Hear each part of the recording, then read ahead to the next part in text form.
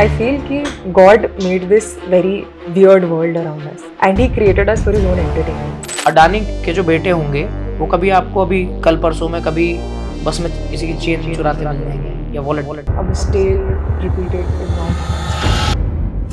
संकीर्तन आपके लिए genuinely है क्या? एक चौथा कमरा या तीसरा कमरा डेडिकेटेड होता कि कोई भी कुछ भी गलत करा इसमें बंद कर दो और वो संतर होकर बाहर निकलता है एकदम। शबरी को राम मिले थे, उनका नाम शबरी भी था। द्रौपदी के लिए श्री कृष्ण ने भी वैसी कई चीजें की थी. That defines what true love is. What is love for you? अगर मैं आपके लिए वेट था उम्र कर सकता हूँ, ट्राई कर लो आप. लेकिन व्यक्ति पे घड़ी है लेकिन समय नहीं है। इसी की परिभाषा प्रेम. प्रेम की स्थिति तो वो है कि अपने से ज्यादा उसके लिए हो जाए। सावधानी हटी, दुर्घटना घटी। Hello everyone, welcome back to this podcast, Founding Life.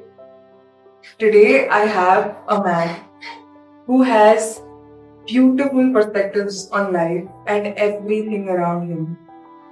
I really don't have words to tell you about him. I can't explain this human being to you.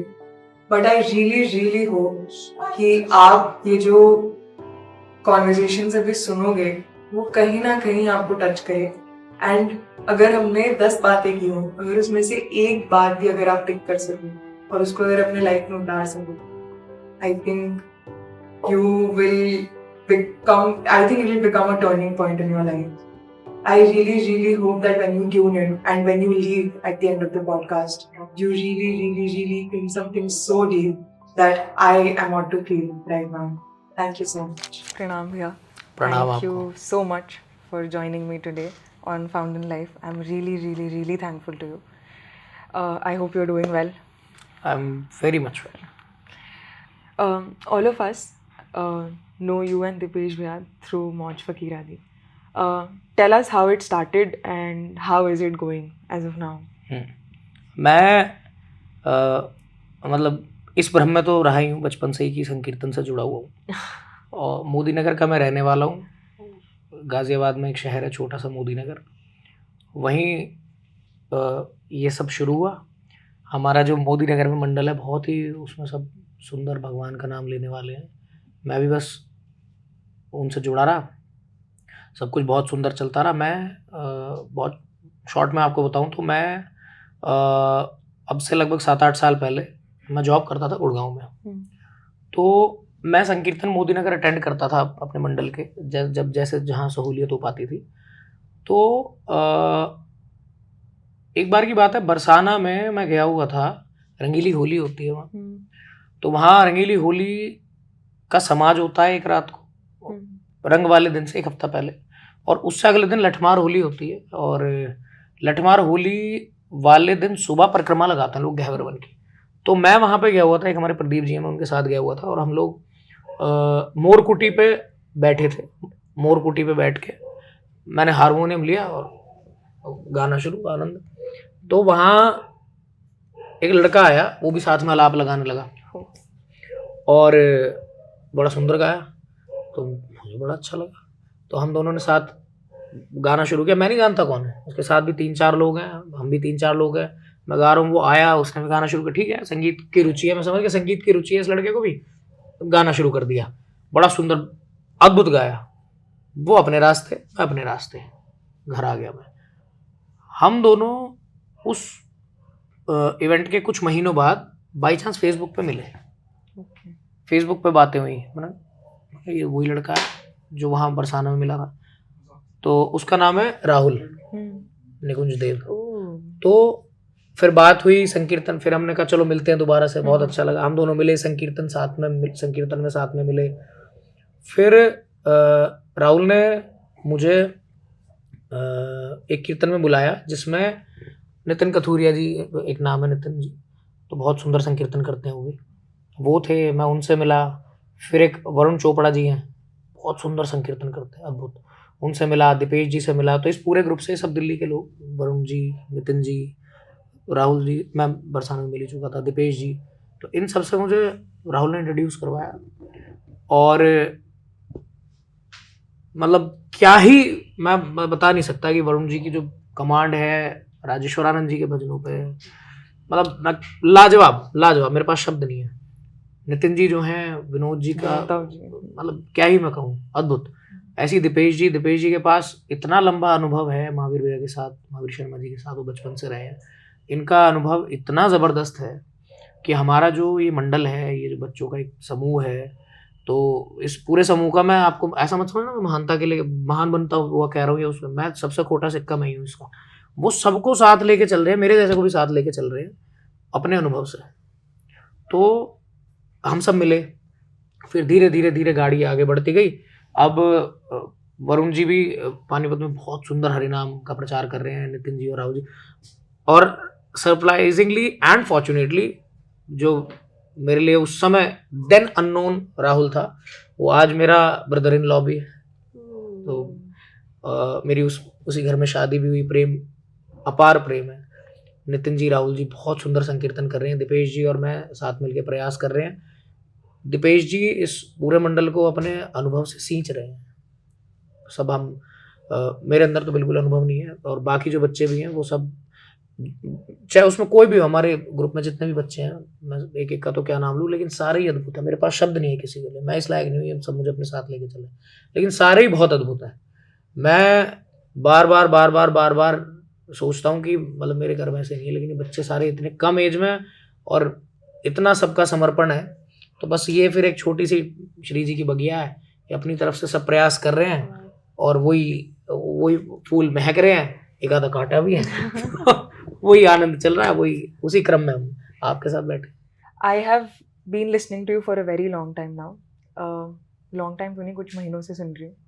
And I know कि आपका संकीर्तन से बहुत ज़्यादा जुड़ाव है, पर संकीर्तन आपके लिए जेन्युइनली है क्या? And how does it matter to you so much? Why are you doing this? मतलब कोई बहुत, मतलब इसको लेके बहुत लंबा चौड़ा मेरे पास ज्ञान नहीं है। बहुत ही सरल शब्दों में, बहुत ही छोटे शब्दों में मैं बताऊंगा। तो अगर मैं जिसके सामने हाथ जोड़ता हूँ, उसके सामने दिल खोल के अगर अपने मन से कुछ कह पाया, वही संकीर्तन है। कोई बहुत लंबी चौड़ी फिलॉसफी नहीं है।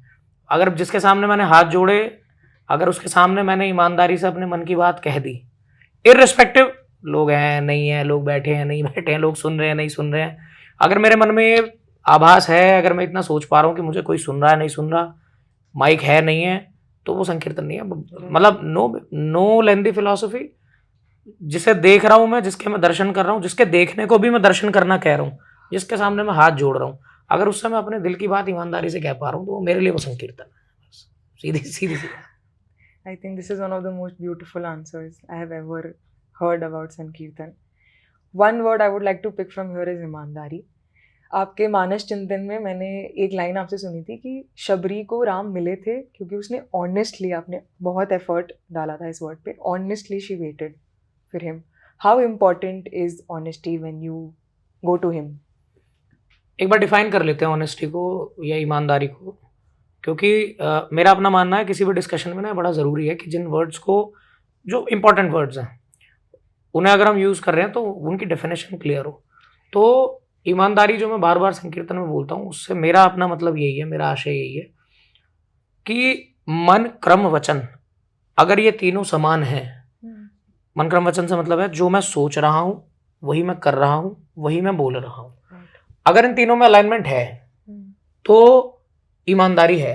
मतलब नॉट जस्ट इन भजन, केवल भजन की बात नहीं है, किसी भी चीज़ में, मतलब इन लाइफ एज सच, अगर जो मैं बोल रहा हूँ, जो मैं कर रहा हूँ, जो मैं सोच रहा हूँ, अगर वो तीनों चीज़ें मेरी वेल अलाइंड हैं, इन ट्यून हैं, तो वो ईमानदारी है। जैसे एक एग्जाम्पल, मैं बोल ये रहा हूँ, हे प्रभु आपकी याद मुझे आती है, मैं तो आपकी याद में सो नहीं पा रहा हूँ, नींद उड़ गई है मेरी, और मैं मन में सोच रहा हूँ यार कब 2 बजे, कब ये खत्म हो, मुझे घर जाना है, ट्रेन पकड़नी है, और हाथ ऐसे हिला रहा हूँ मैं, ओहो मैं तो बिल्कुल याद में आपकी न्यौछावर हो गया। तो ठीक है, मेरे शब्द और जो मैं करके दिखा रहा हूँ उन दो में तो अलाइनमेंट है, लेकिन जो मैं मन के अंदर सोच रहा हूँ वो मामला कुछ और है।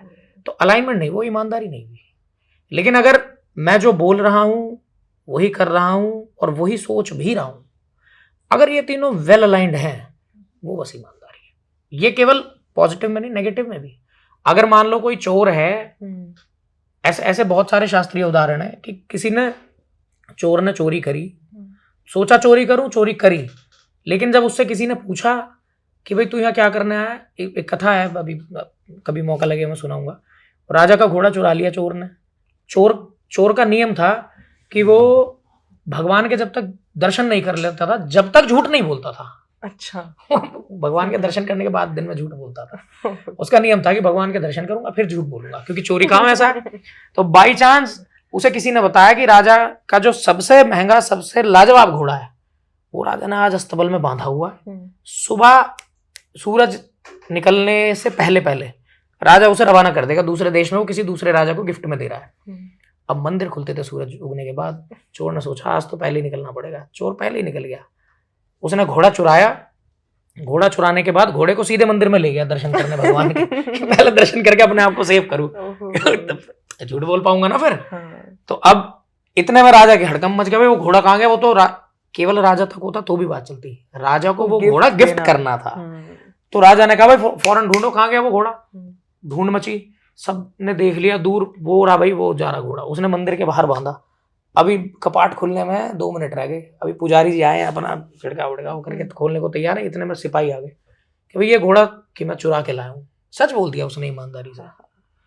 वो पकड़ के ले गए। पता लगा बाद में भगवान ही उस राजा के दरबार में उसकी गवाही के लिए आए कि हमने कहा था इसे।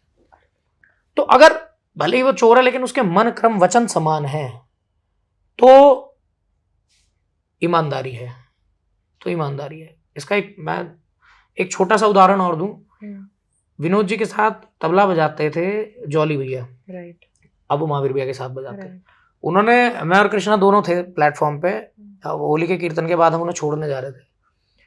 उन्होंने वैसे ट्रेन आने में समय था, उन्होंने एक बड़ी ईमानदारी वाली बात हमें समझाई। मैं और कृष्णा तो बच्चे ही हैं उनके। हाँ, जॉली भैया तबला बजाते बहुत सुंदर। तो हम दोनों ही उनसे खड़े हुए बात करे तो उन्होंने इतनी बढ़िया बात बोली। वो कहते हैं कि गुरु ग्रंथ साहब में लिखा है, मतलब मुझे शब्द नहीं याद कौन सा, पर उन्होंने बताया कि गुरु ग्रंथ साहब में लिखा है कि जो धर्मी है फंसेंगे वो, जो अधर्मी है कह के वो फिर भी बख्शे जाएंगे। अगर कोई कह के अधर्मी है वो फिर भी एक बार को बख्श दिया जाएगा। लेकिन तो मेरे जैसे बंदे हैं जो बैठे कुर्ता पजामा पहन के और मन में मैल भरा हुआ है, वो नहीं बख्शे देंगे। तो बस ये जो ईमानदारी वाला मामला है ये इंपॉर्टेंट है। भगवान को कोई बहुत अलंकार वाले शब्द नहीं चाहिए। मैं बहुत लंबे चौड़े श्लोकबाजी कर दूं, वो 16 कला संपूर्ण है, उसके सामने मैं क्या करूंगा। मैं कोई बहुत लंबी चौड़ी गाथाएं गा दूं, वो कहेगा यार तू क्या चक्कर में पड़ रहा है, मेरे से ही निकला है ज्ञान सब, तू मुझे क्या सुना रहा है। लेकिन मैं अपने मन को निर्मल बना पाऊं, मन क्रम वचन अगर समान हो पाए, ये वो चीज है जिसे वो कहता अरे वाह भाई वाह, ये पसंद है, ये उन्हें ये पसंद है, उनका अपना टेस्ट हुआ है। तो बस इसीलिए मैं बार बार इस वाली ईमानदारी पे फोकस कर रहा हूं कि you say what you do and you are doing what you are thinking. मनसा वाचा करना। इसके भगवान को भी आन दे देते हैं भक्त। सीता माता ने कह दिया हनुमान जी से, मानस में एक चौपाई आती है, कही अपराध नाथ हो त्यागी, मन क्रम वचन चरण अनुरागी। आप मुझे कैसे त्याग सकते हैं? मैं मन क्रम वचन तीनों से आपकी अनुरागी नहीं हूं। तो चैलेंज, हाँ, क्लियर। तो ये वाली ईमानदारी की बात, ये तो बहुत मुश्किल नहीं है आना। कितना जतन करेगा कोई, आ सकता है। अब मुश्किल ना होता तो इस पॉडकास्ट की चर्चा में ही नहीं आता हूँ। वो तो कॉमन ही इतना होता। तो मुश्किल तो नो डाउट है, लेकिन इम्पॉसिबल नहीं है। मैं इस पर बोल जरूर रहा हूँ, लेकिन इसका मतलब ये नहीं है कि मैंने उसको अटेन कर लिया। कोई ऐसा बंदा बोले जिसने इसको अटेन किया हुआ हो, जिसने कर लिया हो इसको, तो ठीक है, बात में और ज्यादा मजा है। मैं तो बस ऐसे ही बोलने के लिए बोल रहा हूँ। तो सच बात यह है कि मुझे ऐसा लगता है कि मैंने भले ही किया नहीं है इसको अटेन, मैंने अटेन किया, मेरा इस तरह मुंह भी नहीं है, लेकिन मुझे ऐसा लगता है कि बंदा कुछ प्रयास खुद करे तो ज्यादा सहारा वो लगाता है। एक कदम ईमानदारी का होगा तो 9 वो चलवाएगा, मतलब मेरा मानना है। दिक्कत उस एक कदम की है। शबरी मैया बहुत बड़ी एग्जाम्पल है इसकी, जहाँ से हमने कॉन्वर्जेशन स्टार्ट किया था। थोड़ा बहुत उनके चरित्र के बारे में I would want to know, because मुझे वो मतलब बहुत आत्मीयता है उनके चरित्र से। क्या थी वो? और मुझे भी ना पता तो बहुत ज़्यादा नहीं है, मुझे थोड़ा बहुत ही इधर उधर का सुना वही पता है। पर जो सुना है वो यही है कि उनका नाम शबरी नहीं था, शबर जाति से थी। जैसे एक कम्युनिटी है भीलों की, भीलनी थी, तो भीलों की कम्युनिटी में ही जाती है शबर। ओके। शबर जाति से थी, शबरी कहलाती थी, मतंग ऋषि की शिष्या थी।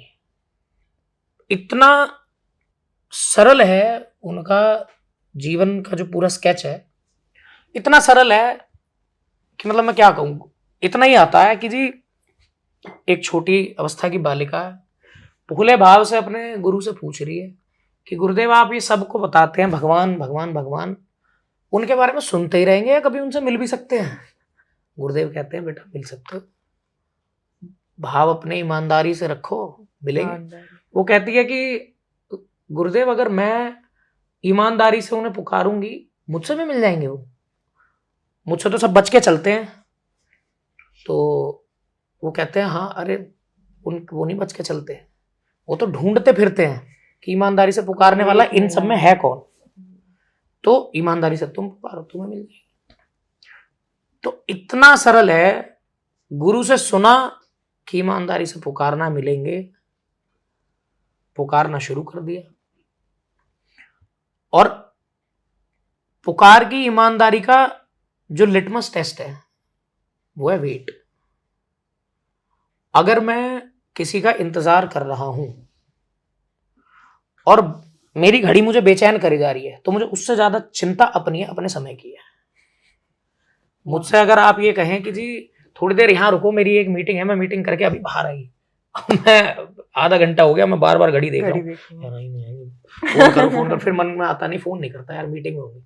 लेकिन फिर अब जैसी 40-45 मिनट 1 घंटा हो गया, अब नहीं रुक सकता, टक टक टक टक टक फोन आपने काट दिया, फिर 15 मिनट रुक गया, फिर फोन फिर फोन, फिर इससे ये पता लगता है मुझे आपका ध्यान थोड़ा सा कम है, अपना जाप। लेकिन अगर मैं आपके लिए वेट था उम्र कर सकता हूं तो मुझे अपना ध्यान है ही नहीं। अर्जुन जैसे मछली की आंख थी, ऐसा मेरा ध्यान है उसकी तरफ जिसे मैं ध्यान हूं। उसका एक बेहद सुंदर एग्जाम्पल है शबरी। जब गुरु ने कहा आएंगे तो बच्ची है, जब वो आए तो बूढ़ी हो चुकी, सब दा उम्र। हाँ, वयस नदी इतनी उमगी कि जौवन सो धन जात कहाँ है, वो पता ही नहीं चला कब बह गया वो। इसका मतलब वो जो नदी है उम्र की, उसमें यौवन कब बह गया पता नहीं लगा। वो नदी किनारे बैठी इंतजार कर रही, आएंगे आएंगे आएंगे आएंगे। उनके सामने उनका यौवन निकल गया, पूरी सब जीवन निकल गया, वो बैठी है लेकिन आएंगे आएंगे आएंगे आएंगे। तो जब इंतजार ऐसा था तो फिर वो आए भी। लेकिन मैं ये सोचूं कि 3 घंटे के लिए नाम लूंगा, 2 घंटे के लिए नाम लूंगा, 2.5 घंटे के लिए, उसके इंतजार में बैठे ऐसे हैं जो, अब शबरी का ही एग्जाम्पल देख लो आप, कोई भी XYZ कोई भी हो, वहां तो बैठे हैं। वो एक वो शेर है, हर मोड़ पर जो संभल के चलते हैं, इतना डरते हैं तो क्यों घर से निकलते हैं। तो अगर तराजू लेके बैठा हूं मैं समय को तोलने के लिए, तब नहीं हो सकता ना ना ना, वो क्योंकि ईमानदारी नहीं है ना उसमें। मैं कह ही रहा हूं वेट आपकी कर रहा हूं, पर मैं वेट आपकी नहीं कर रहा, मैं वेट अपने लिए कर रहा हूं कि यार मेरा समय इतना निकल गया, सुख मिले हमें ताकि, उसी के लिए तो वेट है। तो अगर सेल्फलेसली कोई है अगर जो उसे उसके लिए पुकार सकता है, उसकी वेट उसके लिए कर सकता है, तो फिर उसके लिए वो आ सकता है। ऐसा मुझे जरूरी नहीं है, सच मुझे जो मुझे लग रहा है वो मैं कह रहा हूँ। इसी की परिभाषा प्रेम है। हाँ प्रेम है, हाँ वही प्रेम है, इसीलिए वो प्रेमियों को ही मिलते हैं। What is love for you? For me love, वैसे ये मेरे लिए एक बहुत ही ज्यादा लंबी चर्चा का हिस्सा है, उसके लिए I am ready for it. फिर बैठेंगे बहुत 8-8 10-10 घंटे के पॉडकास्ट करेंगे, लंबे लंबे कई बार में, इसलिए नहीं कि मेरे पास जानकारी इतनी है, इसलिए कि मैं बड़ा बोला हूँ। अच्छा। तो प्रेम जो है अगर किसी व्यक्ति विशेष से है, ये मैं बार बार कीर्तन में भी कह रहा हूँ, बिल्कुल, अगर किसी व्यक्ति विशेष से है तो वो प्रेम नहीं है, वो लगाव है, वो मोह है, वो अटैचमेंट हो सकती है फॉर सम और द अदर रीजन। लेकिन अगर मेरा स्वभाव ऐसा हो जाए कि मुझे सब समान दिखने लगे, कि मुझे जितना प्रेम मान लो अपने बच्चे से है उतना ही पड़ोसी के बच्चे से भी है। अगर ये स्थिति मेरी बन पाई तो वो ऊपर ताली बजा के उठ के आने को तैयार है। क्या क्या तूने बेटा क्लियर कर लिया, आ रहा हूं मैं तेरे पास, बशर्ते हो पाए। अगर जितना अमाउंट ऑफ लव मेरे अपने बच्चे के लिए है, अगर पड़ोसी के लिए भी उतना हो पाए तो है, तो एंट्रेंस है इस प्रतियोगिता में, एंट्रेंस है। तो मैं ये नहीं कह रहा क्वालिफाई होगा, एंट्रेंस है। प्रेम की स्थिति तो वो है कि अपने से ज्यादा उसके लिए हो जाए। प्रेम गली अति साकरी, या मैं दो ही ना समाए, या मैं दो ही ना समाए। जब मैं था तो हरि नहीं, जब हरि है मैं नहीं। अपने आप को जानना ही ईश्वरीय निकटता है। अपने, जैसे मैं ये कह रहा हूं, प्रेम में एंट्रेंस ही ये है कि जितना अपने से है उतना ही दूसरे से, अगर ऐसा हो पाए। वरना देखिए, हम किसी को किसी से प्रेम नहीं होता दुनिया में, हो चाह के भी नहीं हो सकता। अगर किसी को किसी से बहुत ही ज्यादा लगाव है तो वो इसलिए है क्योंकि उसमें अपना इतना अंश दिख रहा है, इसीलिए होगा, नहीं तो दूसरे से क्यों नहीं है। जिसमें अपना जितना अंश दिखेगा उससे उतना लगाव होगा। तो टू बी वेरी प्रिसाइज, हम उससे प्रेम नहीं कर रहे, उसमें अपने अंश से प्रेम कर रहे हैं। प्रेम अपने आप से ही करता है व्यक्ति, चाह के भी दूसरे से नहीं कर सकता। कोई अगर बहुत अच्छा लग रहा है, ठीक है, हम ना जीवन जीते हैं, साइकिल इमोशनल ग्राउंड होता है हमारे जीवन का। हम कुछ सोचेंगे तो बैकग्राउंड में ऑटोमेटिकली ब्रेन म्यूजिक बजाने लगता है, क्योंकि हमने मूवीज में ऐसा देखा, हमारी फीडिंग ही ऐसी हुई है। हम जब हल्की सी बारिश में जा रहे होंगे, गाड़ी की पिछली सीट पे बैठ के शीशे के बाहर से देखेंगे, अपने आप बैकग्राउंड में म्यूजिक बज जाएगा। मतलब फैक्ट है ये, बिल्कुल, क्योंकि हमने we have been fed in such a way कि हमारा दिमाग मैकेनाइज्ड है। हाँ, we have been wired in such a way. तो इसी तरीके से हम प्रेम अपने आप से ही करते हैं। मेरा जिस चीज में मुझे अपना अंश जितना दिखेगा, मुझे उससे उतना प्रेम होगा। एक फैक्ट्री मेरी है अगर, जो कि 100% मेरी है, और एक फैक्ट्री ऐसी है जिसमें मेरी 50% की पार्टनरशिप है, एक फैक्ट्री ऐसी है जिसमें 25% की पार्टनरशिप है। आप खुद समझो आपको किसकी ज्यादा चिंता होगी अगर आग लगने लगे तो। बड़ी बड़ी सीधी सी बात है।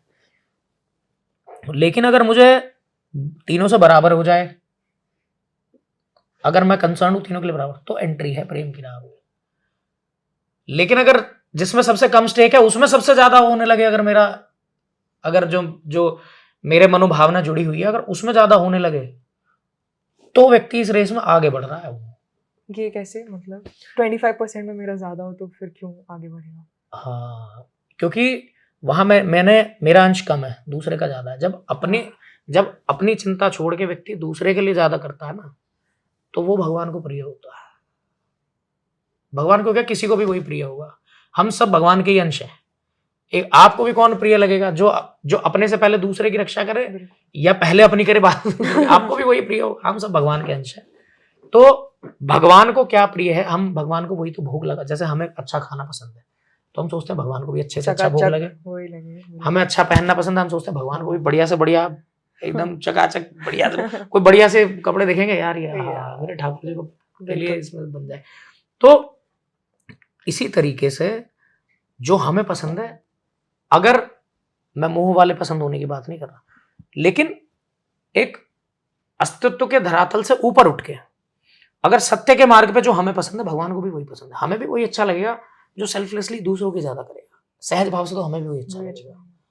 तो ऐसी वो ईश्वर है जो मैं ना बातों का जो मैं डिस्कस कर रहा हूँ, मैं हो सकता है कि बहुत ज्यादा वो वाली बात नहीं कर रहा मैं, कि अभी मतलब भगवान की जो एक बड़ी प्रिमिटिव या जो कन्वेंशनल पद्धति है, पूजा पाठ अर्चना भजन नाम जब, वो वाली मैं बात नहीं कर रहा, क्योंकि मेरी औकात ही नहीं है, मुझे जानकारी नहीं है उसकी, मैं ज्यादा जानकारी रखता नहीं। मेरी छोटी बुद्धि में जो थोड़ी बहुत एक दो बात आ रही, सही गलत जैसी भी है, वो मैं बस बोल रहा हूं। तो अगर इस पथ पे मैं धीरे धीरे धीरे धीरे धीरे धीरे धीरे अपने आप को शून्यता की ओर ले जाता रहा, तो वो नजर घुमाएगा मेरी तरफ। मतलब जो ऐसा करेगा मेरी तरफ, तो क्या जो ऐसा शून्यता क्या है? इस ये वर्ड शून्य की ओर, ये फ्रेजेस मैंने आपसे बहुत बार सुने। What is this? किसी एक कवि की कविता है, मैं शून्य पे सवार हूँ। तो एक्चुअली ये जो यात्रा है, ये शून्य से शून्य की यात्रा है। ये जो बीच की पूरी लाइफ के रूप में पोएट्री है, ये शून्य से शून्य की है। मेरे पैदा होने से पहले मेरा अस्तित्व शून्य है। बिल्कुल। मेरे जाने के बाद मेरा अस्तित्व, जिसे मैं मेरा कह रहा हूँ, उसकी बात कर रहा हूँ, वो जीरो है। कोई ये तर्क दे कि यादों में तो वो मैं नहीं हूँ, मेरी यादें हैं, है ना, वो भी उसके दिमाग में, जिसके दिमाग में है। मेरा अस्तित्व शून्य हो जाएगा। मेरे होने से, पैदा होने से भी पहले शून्य था। ठीक है, फिलॉसफी के लेवल पर तो अभी भी शून्य है, लेकिन एक लोकाचार की दृष्टि की चर्चा में मैं कहूँ तो मेरे पैदा होने से पहले मेरा अस्तित्व शून्य था, मरने के बाद भी शून्य हो जाएगा। ये बीच की पोएट्री है, इसमें ही मेरा ग्राफ यूं दौड़ता ऊपर, 1000, 2000, फिर कभी -500। ये तो बीच का गेम है, ये तो सब बीच की जगलिंग है। कोई बोतल ऊपर उछल गई, कोई नीचे गिर गई। कभी मुझे लगेगा आज मेरे से चौड़ा कौन है भाई, तू है क्या मेरे सामने। कभी मुझे बहुत ऐसा लगेगा यार कुछ नहीं यार, मैंने भी जीवन में कुछ नहीं करा। ये बीच में चलता रहेगा। ईश्वर की संरचना ऐसी है, कितने ही ऊपर उछलो, कितने ही नीचे गिरो, शून्य से आए हो शून्य तक जाओगे। तो ईश्वर ने व्यवस्था ये करी हुई है, आप चाहो मत चाहो, कुछ करो मत करो, no matter what you become, what you achieve, you will have to meet and embrace the ultimate zero, है ना। आपको उसे embrace करना पड़ेगा। There's no other option. भगवान ने व्यवस्था कर रखी है, तुम मत चाहो, कोई बात नहीं, मैं करवा दूंगा तुम। भगवान कहता है, काल कहता है कोई बात नहीं मन, मैं करवा दूंगा, I am here for you. लेकिन एक तरीका यह है कि मैं काल के हाथों ना फंस के, उसकी कुठार से ना मर के, मैं खुद ही अपने आप को धीरे धीरे शून्य कर लूं, जीते जी। अगर ये मैं कर पाया तो खुद शून्य होने से मतलब अपनी इच्छाओं पे संयम करके, अपनी वाणी पे संयम करके, अपनी सोच पे संयम करके, मैं धीरे धीरे सब चीजों को खुद शून्य कर दूं। अगर तो वो ईश्वर को प्रिय है, अगर ऐसा कोई कर पाता है तो। डिफिकल्ट है। हाँ डिफिकल्ट तो, ये दुनिया की संरचना ही है। इजी होगा तो मजा ही नहीं है। एक बहुत फनी थ्योरी है, I don't know how I came up with this. Shakespeare का एक लाइन है where he says that life is a stage and we are all actors in it. हाँ जी, ऐसा बहुत ही फनी है, ये शायद हम ऐड ना करें, बट आई फील कि god made this very weird world around us and he created us for his own entertainment. He had no work, he has a lot of power, he has a lot of resources, so he came up with this. He gives us problems, he gives us success, he gives us failures for his own entertainment. किसी दिन लगेगा मनीष चौहान का जिंदगी बहुत easy जा रहा है, मुझे नहीं मजा आ रहा, वो एक प्रॉब्लम दे देगा कि तुम लड़ो झगड़ो जो करना है करो, बट मुझे मूवी में मजा आना चाहिए। So for this sometimes I ask him that why did you do it? मतलब तुम इतने बोर हो रहे थे कि तुमने इतना हमें इस मतलब इस गहराई में डाल दिया कि अब जब तक, जैसे आप कह रहे हो, शून्य तक ना पहुंचे तब तक झगड़ते रहे, लड़ते रहे, करते रहे बस। क्यों? उसके एंटरटेनमेंट के लिए। It's very funny. This is what I think, that for his own amusement he did this to us, not for us but to us. Preposition is very important. नहीं हो सकता है बिल्कुल, मतलब इसमें कोई दो राय नहीं है कि जब तक व्यक्ति ने असीम का साक्षात्कार नहीं किया, जब तक ये नहीं पता कि ये गेम कहाँ से शुरू हुआ, कहाँ तक जाएगा, हो सकता है, वही प्रपोजिशन वाली बात है कि होने को हो सकता है ऐसा हो, बिल्कुल सही बात है। और एक घोड़े को जंग में उतार देता सेनापति, घुड़सवार जो है, अब वो तो घोड़े के ऊपर है कि वो परफॉर्म कैसा करे। चलो ठीक है, उसने हमें उतार दिया, अब मैं पहले ही वार खा के गिर जाऊं या फिर चेतक बन जाऊं। चेतक के ऊपर आज भी लोग इतनी लंबी लंबी कहानियां हैं और कविताएं हैं, सब कुछ है। तो ठीक है, वो मैं मानता हूँ इस बात को कि वो हम सबको कठपुतली की तरह नचाता है। मैं मानता हूँ इस बात को कि probably we are all puppets, है ना। तो and he is getting entertained, है ना। पर ठीक है, पपेट भी है तो कोई बात नहीं, ऑप्शन तो है, आनंद है, आनंद है। एक there's one word that really intrigues me, that is मन। मन का मार्जन, मन को कैसे सहलाओ बहलाओ, मन चला जाता है इधर उधर। But what is this? Because it does not have a physical entity. It is not heart, it is not mind, it is something different. What is it exactly? Why is it not in our control, but in our control? I just don't understand. You have to explain it to me. नहीं, explanation का तो ऐसा है, जरूरी नहीं है कि मैं एक्सप्लेन कर पाऊँ या Try मैं कर लो बताऊँ। आप। हाँ, लेकिन वही चर्चा कर रहा हूँ मैं। तो हमारे स्कूल में एक वो जादू दिखाने वाला व्यक्ति आया। ये जादू जो मैं बता रहा हूँ लगभग सभी म्यूजिशियन दिखाते हैं, लेकिन मैंने पहली बार देखा था, मैं छोटा था। तो उसने जादू के खेल, रुमाल निकालना, कबूतर वबूतर वो सब कर लिया। फिर एक कलश उसने रखा हुआ था, घड़ा सा, एक स्टैंड पे एक बाल्टी रखी, कुछ मंत्र बोला, गिली गिली छुया जो भी बोला, और वो उसने मैजिकल वर्ड्स को बोल के उसे उल्टा करा कलश का, तो उसमें से पानी गिरा बाल्टी में, खत्म हो गया, ठीक है, पानी गिरा।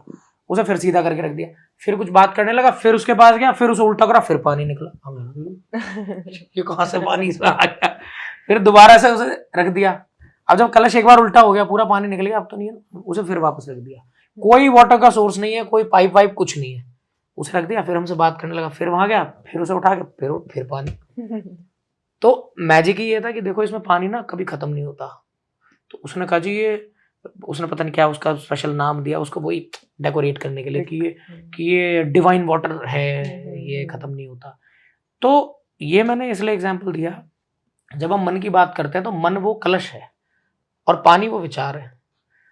मन और विचार, मन वो स्रोत है जहां से ये विचार निकलते हैं।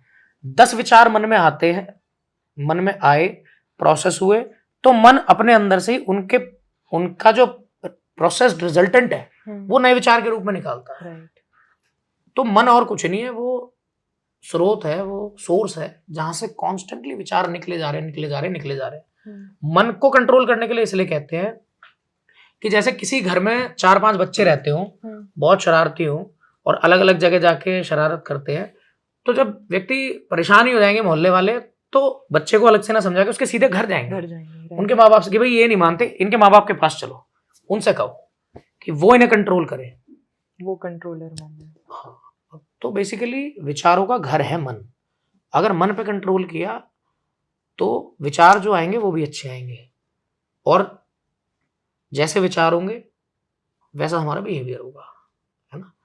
तो और जैसा बिहेवियर होगा वैसे हमारी गति होगी। तो अपनी गति को सुधारने के लिए व्यक्ति अपने आचरण को सुधारे, आचरण के लिए विचारों को सुधारे, और विचारों के लिए मन पे कंट्रोल करे। मन, विचार, आचरण, गति, फिर जिंदगी वो सुधर जाएगी। अगर हाँ, मतलब आचरण सुधरेगा तो सुधरेगी। कहीं मतलब मेरा व्याकरण सुधरा हुआ हो, आचरण सुधरा क्या होगा? आचरण जरूरी है ना। व्यक्ति पे घड़ी है लेकिन समय नहीं है, क्या फायदा उसका? क्या लाइन बोली? व्याकरण होना हो, आचरण हो। There's this again there is this one thing that I've started believing or looking at life in a certain way. Started seeing things in a black and white perspective. The more you ponder on the gray areas, the more you think that things are complicated. Do you think this perspective is whole in its own way कि नहीं ऐसे जिंदगी को कैसे देखे black and white में, कि you should also consider the gray areas and go ahead with it? नहीं, ये ठीक बात है कि वैसे तो जहां बात लॉजिक की होती है तो it's either A or B, Right. correct? When something is pertaining to exact logic, it has to be in binary, Right. 0 or 1. There's nothing in between. एक चीज होती है जैसे बोलते हैं विवेक, विवेक जिसे बोलते हैं। Right. Vivek, is it intellect? No. What is it in English? हाँ, it is intellect. जानवरों में और मनुष्यों में विवेक का ही एक फर्क होता है। आहार, भय, निद्रा, मैथुन, ये चारों क्रियाएं ऐसी हैं जो कोई भी जीव करेगा। It's the same. हाँ, इट इज परफेक्टली सेम। जानवर की बात कर लो तो आहार, भय, निद्रा, मैथुन उनके लिए भी है। आहार से मतलब खाना खाना, भय का मतलब डर, निद्रा का मतलब नींद, और मैथुन का मतलब संभोग की क्रिया। ये जानवरों में भी है और मनुष्यों में भी है, कोई डिफरेंस ही नहीं है। द ओनली डिफरेंस इज विवेक। डिस्क्रीशन।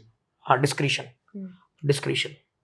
तो व्यक्ति अपने अभी तक के विचारों से, अभी तक के बिहेवियर से, अभी तक के बिहेवियर के आउटकम से, अभी तक के लाइफ के लेसन्स से, अभी तक की अपनी क्यूमुलेटेड मेमोरी से एक रिजल्टेंट निकालता है कि भाई मैं पिछली बार इस रास्ते से गया था तो यार बड़ी दिक्कत हुई थी, रोड बड़ी टूटी हुई है, राइट। तो इस बार ये वाली रोड नहीं लेंगे, पिछली बार फंस गए थे, इस बार इससे जाएंगे। ये जो अपनी स्मृति को प्रोसेस करके डिसीजन लेने की जो ये जो एट्रीब्यूट है, ये जानवरों में नहीं है। बिल्कुल। मेरा एक दोस्त है मयंक, उसकी गली में ही एक कुत्ता था जिसका पैर फंस गया था, नाली के पास से एक लोहे का पाइप जा रहा था, उसमें उसका पैर फंस गया। अब उसने पैर को बहुत निकालने की कोशिश करी, वो नहीं निकला, उसने अपना सर दीवार में देके मारा, कुत्ते ने बड़ा अजीब सा रिएक्ट किया, और वो उसको मारता रहा, निकालने की कोशिश करता रहा, मारते मारते उसकी डेथ ही हो गई। उसने अपना ही इतना खून बहा लिया, उसने ये नहीं सोचा कि बार बार ऐसा करूंगा तो मेरे साथ क्या होगा। तो ये जो विवेक है, ये व्यक्ति को जानवर से अलग बनाता है, ये जो कैपेबिलिटी है, और यही जीवन में व्यक्ति को एक अच्छी सोच देती है, अपना जीवन आगे का निर्धारित करने की क्षमता देती है, बोध कराती है। भगवान ने विवेक इंसान को इसीलिए दिया है कि वो सोच सके, समझ सके कि भाई अभी तक के जीवन में जो मैंने किया है उससे क्या हुआ। एक राजा ययाति की कहानी आती है महाभारत में। उन्हें मतलब ऐसा है कि बहुत शॉर्ट में बताऊं कि उनकी जो पत्नी है, उनकी पत्नी को ऐसा लगा कि भाई ये जो मेरे पति हैं इनके आचरण में कुछ गड़बड़ है। उन्होंने अपने पिता से बताई, तो ससुर ने उन्हें श्राप दे दिया राजा ययाति को कि तुम जवानी में ही बूढ़े हो जाओ। अच्छा, वो बूढ़े हो गए। अब बड़े परेशान, मैं सारा यौवन छिन गया, बूढ़ा हो गया मैं, मारे फिर रहे थे सब जगह। तो उनके 4 बेटे थे, उन्होंने चारों बेटों से कहा कि भाई कोई ऐसा है जो अपनी जवानी मुझे दे दे। तो बेटे तैयार नहीं, उनमें जो सबसे छोटा बेटा था उसने कहा ठीक है मैं दूंगा आपको। उसने पिता का बुढ़ापा ले लिया और अपनी जवानी उन्हें दे दी। 10,000 साल वो जवान बन के जिए, लेकिन 10,000 साल तक भी जवानी भोगने के बाद जब वो संतुष्ट नहीं हुए, इच्छाएं खत्म नहीं हुई, तो उनके मन में एक दिन विचार आया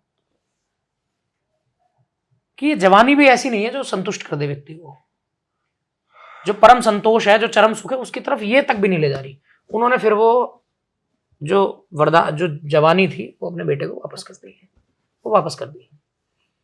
तो अपने किए गए कर्मों को ध्यान में रखते हुए आगे के लिए अपनी राह बनाना, ये विवेक केवल मनुष्यों के पास है, बशर्ते मैं बना पाऊं राह। अगर मैं अभी तक भी दुर्गति अपनी करता आ रहा हूं और आगे भी उसी में मजे लेके उसी में ही आगे की अपनी राह बना रहा हूं, तो मैं अपने लिए कह रहा हूं मैं फिर जानवर ही हूं, मैं इंसान नहीं हूं। ये बड़ी सीधी सी बात। This relates to a line that you said that a mistake repeated is not a mistake. You do this constantly and it becomes a pattern then. हाँ बिल्कुल। ये है कि a habit missed once is a mistake, but a habit missed twice is a new habit. Right. तो ये होता ही है। मतलब प्रैक्टिकली देखते हैं, एक बंदे ने जिम जाना शुरू करा, वो एक दिन के लिए विलिंगली नहीं जाएगा, दूसरे दिन भी अगर वो नहीं गया तो 2 दिन नहीं, फिर वो 10 दिन के लिए कम से कम गई बात। Right. मैं बचपन में एक खेल से जुड़ा हुआ था, तो हमारे गुरुजी दलवीर जी थे, वो बोलते थे बेटे प्रैक्टिस को तुम 2 दिन के लिए छोड़ोगे, वो तुम्हें 20 दिन के लिए छोड़ेगी। फिर बड़ी सीधी सी बात है। तो ऐसा ही है ये जीवन में बात, सच है ये। I don't a lot of people might not know about the early stages of your life. आपने अभी बचपन मेंशन किया, तो 1-2 सवाल है, if you would answer. Usually लोगों को कोई एक फेज आता है लाइफ में जब चीज़ें रियलाइज होती है, या वो मैच्योरिटी स्ट्राइक करती है, या वो थॉट प्रोसेस डेवलप होने का, वो ब्रेन वैसे डिज़ाइन होता है कि you start realising things, you start seeing things from a different perspective. Black is maybe not black, you see it from different angles. I know you have different perspectives on a lot of different things. When did you start developing these perspectives and how did you realize आपने इस चीज़ को इतना, आप मानोगे नहीं, आप वापस इसको मना कर दोगे, सदा हुआ है ये और आगे भी सदता रहेगा, ये स्टार्ट कैसे हुआ? मतलब मैं आपको जेन्युइनली बताऊं तो अगर मेरे बचपन की बात करें तो मेरे जीवन में, मैं जेन्युइनली बता रहा हूँ, ये मैं कोई स्टाइल नहीं मारा, मतलब मेरी लाइफ में या मेरे बचपन में ऐसा कुछ विशेष नहीं है जो जानने योग्य हो या मेरे बताने योग्य हो। अगर बात ये है कि ये सब कैसे हुआ, तो मतलब मैं अपने मन में जो मानता हूँ मैं वो आपसे शेयर करता हूँ। मान लो मैंने किसी एक बात को एक तरीके से कहा, मैं इसका एग्जाम्पल देता हूँ। मान लो मुझसे किसी ने कहा कि जी आपको क्या लगता है, what is the ultimate purpose. तो मैंने अभी जैसे डिस्कशन में कहा कि भाई शून्य में मिल जाना, भौतिक रूप से हमें शून्य से मिल जाना जाके जीवन, मतलब भौतिक स्तर पे। ये बात मान लो मैंने किसी, मान लो ये आदर्श जी हैं, मैंने इनसे सुन ली कहीं, अब मैंने वही बात आपसे बोल दी। कोई दूसरी बात है जो मैंने मानस जी से सुन ली, वो आपसे बोल दी। कोई तीसरी बात है भविष्य जी से, पुकृति जी से, कृष्णा जी से, किसी से भी सुन ली, आपसे बोल दी। तो मेरा ऐसा मानना है कि जी वो मैं बोल रहा हूँ, लेकिन असलियत में वो जबान मेरी है, विचार आदर्श जी का है। वो एक व्यक्ति की अपनी पर्सनालिटी जो है वो तो बस एक कंपाइलेशन है अलग अलग जगह से आए हुए थॉट्स का। तो मेरी लाइफ में मतलब मैं ये तो नहीं कहूंगा कि मुझे कुछ ऐसा एनलाइटमेंट हो गया, ऐसा मेरे साथ कुछ भी नहीं हुआ। और मैं एक सामान्य से नीचे का ही व्यक्ति हूँ, सामान्य पे तो नहीं हूं मैं। तो जहां जहां जिस का मैंने संयोगवश कुछ बात सुनी, उनकी बात उनके अंदाज में, या फिर उनकी बातों को जिसे लगता है कि मेरा अपना अंदाज है, उसमें बस मैं बोलता जा रहा हूं। क्रेडिट अगर किसी को अच्छी लगी तो मुझे मिल गया, उसमें मैं स्टाइल मार देता हूँ, मैंने कोई बहुत अच्छी बात कह दी। वरना ऐसा कुछ नहीं है, हम लोग बस तुक्के से ही जीवन में अलग अलग परिस्थितियों से, लोगों से, किताबों से, सिचुएशंस के सब्जेक्ट बन जाते हैं, वहां से हमारी फीडिंग हो जाती है, उसको हम सर्व कर देते हैं अपने सही नेचर के साथ। राइट। तो मेरे साथ भी ऐसे ही है कि जो जीवन में हुआ, जिसमें मेरा कोई रोल नहीं है, I have just been a subject to what has happened with me till date. जो हुआ उसे मैं बस अपने नाम से आगे पब्लिश कर रहा हूँ। जैसे मैं आपसे ये इतना स्टाइल मार के पहन के कुर्ता बोले जा रहा हूँ, तो इसमें ये है कि जो मैंने सुना अपने से छोटों से, अपने से बड़ों से, या कहीं भी सुन लिया, या ये हमें ऐसे बैठने से पहले मैंने कुछ पढ़ लिया, बस उसे ही जहां उसकी, जैसे एक जिगसॉ पजल होता है, उसकी जगह दिख रही है, बस वो मैं उसके हिसाब से बोल रहा हूँ, तुकबंदी। बस ऐसे ही है किसी का लाइफ के अनुभव जो कि विशेष रूप से उसके बियॉन्ड कंट्रोल है। मेरी लाइफ में मुझे कौन कौन मिलेगा, जो मुझे क्या क्या सिखाएगा, इस पर मेरा कंट्रोल नहीं रहा। फिलॉसफी कहती है किसी भी चीज पे किसी का कोई कंट्रोल नहीं है। लेकिन ऊपरी सतह पे भी मैं बात करूं तो मेरे जीवन में मुझे जो व्यक्ति मिले उसमें मेरा कोई रोल नहीं है। अब बाई चांस उन सबके मिलने का एक कॉम्बिनेशन शायद ऐसा हो कि वो किसी को सुन के अच्छा लग रहा हो, तो वो उसमें सारा क्रेडिट उस कॉम्बिनेशन का है, उसमें मेरा कोई रोल नहीं है। मैं तो वहां कटोरा लेके खड़ा हूँ, सबने डाल दिया, वो उसके लड्डू बना के मैंने दे दिया, सामने वाला कह रहा तूने लड्डू बहुत अच्छा बनाया। तो बस इतनी सी बात है, मेरा ऐसा कुछ और स्पेशल नहीं है। एग्जैक्टली, बिल्कुल सही बात। अपना तो ठीक है, मैं मानने को मान लूं, पर जेन्युइनली अपना है नहीं कुछ। है नहीं का मतलब है ही नहीं। We are the mixture of the 4 people we are surrounded with. हाँ बिल्कुल सच बात है। If you spend time with 5 idiots, you're going to be the 6th one. If you spend time with 5 businessmen, eventually you will end up being the 6th one. Right. You'll start developing an instinct towards it. It happens. You start getting fed that way, and that's what you become. It's all about designing. It's all about designing. क्योंकि हम अब मनुष्य है ना, तो हमारी जो सबसे फंडामेंटल प्रोग्रामिंग है वो इवोल्यूशन है। Right. है ना। इस सृष्टि में जितनी भी चीजें, जड़ हो चेतन हो, सब हर सेकंड इवॉल्व कर रही है। और इवोल्यूशन का मतलब ही ये है स्थिति के हिसाब से अपने आप को ढालना। तो ये चलता जा रहा है, चक्र है, ठीक है, चल रहा है, मजे आ रहे हैं, बढ़िया है। You are the summation, accumulation of the 4 people you are around. This talks a lot about kusangati and satsangati. Being a 22-year-old kid, it is rather sometimes very difficult to find those set of people that you would call satsangati at all points in life. Correct. You meet different kind of people. You tend to be with them for a longer period of time, and then you realize that they're not nice for you, or they're bad for you, or whatever. Correct. I had shared this thing with you where a person very close to me had told me this. I was facing a lot of issues about what I said about the people around me. So then she told me that kusangati se better ekant hai. And it is very difficult for people like us who live in a society, and we are young kids, we have to be out there, we can't seclude ourselves always. But since that very day I tried doing it, जहाँ से मैंने अपने आप को थोड़ा बचाना चालू कर दिया, जहाँ से पॉसिबिलिटी लगी कि यहाँ शायद मैं थोड़ा बच सकती हूँ, वहाँ से I started secluding myself, and I think from that day to today it has made a very very very big difference. नहीं तो I don't think I would be doing this today. Very nice. It then when I heard Manas Chintan and when you spoke about Satsangati, everything ऐसे join the dots होते हैं ना, जैसे भी आपने कहा jigsaw puzzle, everything fit. And that day it really hit me hard that people come, they make you learn things, they give you lessons, they leave, but what you take from them is on you and how you take it. It Correct. really really matters. आज मैं आपके साथ, we are sitting, you live a life outside your house, you live a life where you do kirtans, you cannot be perfect. शायद आप में 10 चीजें अच्छी होंगी तो एक बुराई भी होगी, but when I sit with you I will tend to pick वो 11 चीज़ों में से 2 अच्छी चीज़ें, not that one bad thing. That is what I've learned from all these things that I've heard. जैसे आपने कहा वो combination से, this is what I've learned. Great. बात बिल्कुल ठीक है, मेरा अपना भी मानना यही है कि कुसंगति से एकांत ज़्यादा अच्छा है. मतलब इसमें तो कोई दो राय है ही नहीं कि कुसंगति से एकांत ही ज़्यादा अच्छा होगा. इसमें मैं ये ज़रूर जोड़ना चाहूँगा कि एकांत को डिफाइन करना बड़ा ज़रूरी है. और दूसरी बात, कुसंगति से एकांत की ओर जाके भी फायदा वो ले पाएगा जिसे कुसंगति में के अलावा थोड़ी सी सत्संगति भी मिली हो. आपने कहा आपकी फ्रेंड ने आपको सजेस्ट किया, फ्रेंड ने सजेस्ट किया? She was an aunt. अच्छा, she was an aunt, sorry.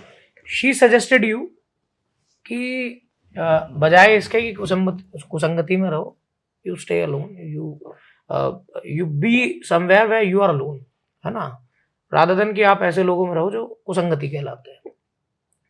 तो आंटी की तो सत्संगति हुई फिर, Right. है ना.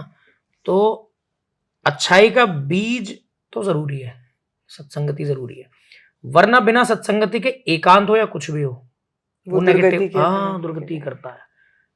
अगर ये इतना इजी होता कि अलग रह के बंदा अच्छी गति पाले, फिर तो हर, जैसे इस घर में 3 कमरे हैं, एक चौथा कमरा या तीसरा कमरा डेडिकेटेड होता कि कोई भी कुछ भी गलत करा इसमें बंद कर दो, और वो संत होकर बाहर निकलता है, एकदम पीछे हेलो बना होता संतों के बाद कि एकांत में क्या टनाटन, बढ़िया, यही तो करना है बस. लेकिन वो उस एकांत से पहले भी ज्यादा नहीं तो थोड़ी सत्संगति जरूरी है, जो उस एकांत का यूज कैसे करना है वो सिखाए, वो समझ में आना चाहिए. इसलिए at the end of the day भगवान राम भी कहते हैं प्रथम भक्ति संतन कर संगा. जहां से आपने बात शुरू की कि बहुत से लोग ऐसे हैं जिन्हें सत्संगति जीवन में मिल ही नहीं पाती, तो मतलब मेरा अपना मानना है, देखो मैं गलत हो सकता हूँ फिर से, पहली सत्संगति तो बाय चांस मिलेगी लाइफ में, जो बियॉन्ड कंट्रोल होगा, उसे मैं आगे पॉजिटिवली एनकैश कर पा रहा हूँ लाइफ में, नहीं, that is up to my intellect विवेक, बिल्कुल, डिस्क्रिशन. तो उस पहली सत्संगति का प्रयोग करके मैं अपने आप को ऐसा बनाऊं कि एकांत में जाके अपना एक रिवर्स इंजीनियरिंग कर सकूं, इनर इंजीनियरिंग कर सकूं मैं, तब बात बनेगी.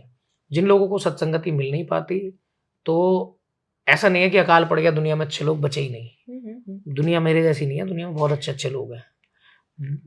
मतलब अभी भी मैं दिन में ऐसे कई लोगों को सुनने का प्रयास करता हूँ कि मन में आती है यार इससे एक बार मिल लें या इसे एक बार सुन लें, और जिन्हें सुन के जेन्युइनली अपनी कमियां दिखती हैं, मैं उसको चलो मैं सुधार नहीं पाता, लेकिन कभी आज नहीं तो कल मन में वो विचार आ जाएगा कि मैंने सुधार लूं. तो बहुत अच्छे लोग हैं धरती पे, ओपनली ओपन फोरम्स पे बोल रहे हैं, राइट, लोगों को बोध करा रहे हैं कहाँ गलत है, सुधरने का रास्ता भी बता रहे हैं. बहुत से लोग हैं, ऐसी बात नहीं. सत्संगति भी बहुत अवेलेबल है. कुसंगति वाले के लिए कुसंगति की कमी नहीं है, सत्संगति वाले के लिए सत्संगति की भी कमी नहीं है.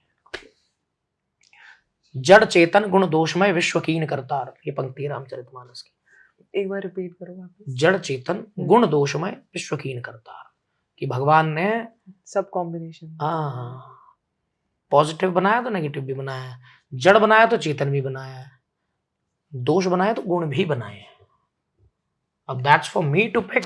Which one will I catch? हाँ, मैं ये कह दूं कि यार मैं तो कुसंगति में, मतलब दुनिया में है ही कहाँ सत्संगति. सब ये तो मेरे possible अंदर ही की नहीं है. कुसंगति है, बुलवा रही है मुझसे. एक पैरासाइट है ना, किसी के दिमाग में चढ़ गया, अब वो उससे करवा रहा है वो काम भी जो वो खुद नहीं करना चाह रहा. Right. अब रेबीज किसी को हो गया, वो इनवॉलंटरी मूवमेंट्स ऐसे हो रहे हैं जो वो विलिंगली नहीं करना चाह रहा. इसी तरीके से मेरी कुसंगति मेरे मन में ऐसा विचार डालती है, अरे सभी ऐसे हैं, खूब देख लिया दुनिया को, अरे कोई किसी का नहीं है, सब ऐसी है. ये वो पैरासाइट मेरे दिमाग में घुस के मुझसे सब करवा रहा. सत्संगति की कमी नहीं है दुनिया में, कुसंगति की भी कमी नहीं है. जैसी संगत वैसी रंगत. भैया एक छोटा सा सवाल. हाँ जी, हाँ जी. Do we have a free will or everything is predetermined? और यार ये बड़ा, ये सवाल का मैं, ठीक है, मैं अपनी तरफ से कोशिश करूंगा कि मैं ईमानदारी से बोलूं. वैसे ये ना बात बड़ी कंट्रोवर्शियल Do है. we have a free will Or everything predetermined? or everything is predetermined? ये जो सवाल है, हाँ. जैसे हम लोग सब एक दूसरे को जानते हैं, सब हाँ. एक दूसरे से मिले हुए हैं. हाँ. तो क्या ये सब predetermined था या फिर हम मिले, मेरी इच्छा हुई कि दोबारा मैं आपसे मिलूं, 30वीं बार आपसे मिलूं, 10वीं बार आपसे मिलूं, या पहली बार मेरी इच्छा करती कि मैं आपसे ना ही मिलूं? अब ये है एब्सोल्यूट सत्यान्वेषण, बिल्कुल एकदम रॉ फॉर्म में सत्य की खोज. अगर हम फिलॉसफी की तरफ जाएंगे, जो कि अगर कोई इस चर्चा को अगर ऐसा व्यक्ति सुने कि जो बहुत ही धार्मिकता की तरफ जिसका झुकाव है, उसे शायद ये अच्छा ना लगे, लेकिन अगर एब्सोल्यूट फिलॉसफी की तरफ जाएंगे तो फ्री विल जैसी तो कोई चीज नहीं है ही नहीं, एग्जिस्ट ही नहीं करती. हर वो चीज जो हो रही है, मैं बोलते हुए हाथ हिला रहा हूं, तो इसके पीछे भी एक कारण है. ये कॉज एंड इफेक्ट की चेन है जो आदि काल से अनंत काल तक चलती जाएगी. फ्री विल नहीं है, कुछ हो ही नहीं सकती. कॉज एंड इफेक्ट एनालिसिस है कि there is a cause gives birth to an effect. Right. That effect in turn becomes the A cause cause of for another a subsequent effect. है ना? So the causes tends to subsequently keep on becoming effects. And again in turn causes of another. That's a loop. That's a cycle. That's how it is. Causes keep on becoming effects endlessly. An effect which has just become an effect used to be a cause. It became effect, and now that effect is again in turn ready to be a cause to the subsequent effect. तो free will तो मुझे नहीं लगता, मतलब मेरा अपना मानना है, फ्री विल जैसा तो कुछ नहीं है. धार्मिक परिप्रेक्ष्य में इस चर्चा का दूसरा रूप हो सकता है, ये चिंतन दूसरा हो सकता है, लेकिन अगर दार्शनिक स्तर पे हम देखें, ये चर्चा फिर बहुत लंबी और बहुत गहरी और बहुत ज्यादा समय चाहिए इस चर्चा को फिर, कि फ्री विल नहीं है तो क्यों नहीं है, क्या सब कुछ प्री डिटरमाइंड है? क्या सब कुछ प्री डिटरमाइंड है? ये मैं नहीं मानता. मैं फ्री विल नहीं है ये मैं मानता हूं, लेकिन प्री डिटरमाइंड है ये मैं नहीं मानता. मैं ये जरूर मानता हूं कि पैटर्नाइज्ड है. What do you mean by that? जैसे वो वीडियोस आती हैं यूट्यूब पे कि एक व्यक्ति बॉल को फेंकेगा, वो पहले फ्राइंग पैन में लगेगी टन, हाँ. फिर वो किसी चम्मच से लगेगी, फिर वो किसी ग्लास से लगेगी, फिर वो ग्लास से लग के गोल गोल घूम के जाएगी, धागा खिंच जाएगा, फिर वो धागा कैंची को गिरा देगा, है ना? वो पूरा एक वो इफेक्ट चलता है. अब होता क्या है, वो चलते लास्ट में जो भी उसका मोटिव है, चाहे वो बॉल को गड्ढे में गिराना हो या फिर कुछ भी करना, वो लास्ट में पूरा हो जाता है. मेरा अपना मानना है कि किसी ने ना ऐसा तो नहीं बनाया हुआ सिस्टम, लेकिन ये सब पैटर्नाइज्ड है कि एक व्यक्ति, जैसे बड़ी सीधी सी बात है, अगर मान लीजिए मैं अभी रोड पे जाके अगर किसी को एक घूसा मार दूंगा तो मुझे पता है आउटकम क्या होगा. वो भी चोरी, वो भी इन टर्न अगर मैं वायलेंटली एक्ट करूंगा तो वो रिएक्ट वायलेंटली करेगा. There is a pattern, no? Right. मतलब ऐसा नहीं An होगा. action will have reaction. Exactly. तो हर चीज का पैटर्न सेट है. मुझे ये नहीं लगता कि किसी ने पहले लिखा हुआ है. अगेन भाग्य वाली थ्योरी जो है, वो अलग है. प्रारब्ध वाली वो थ्योरी अलग है.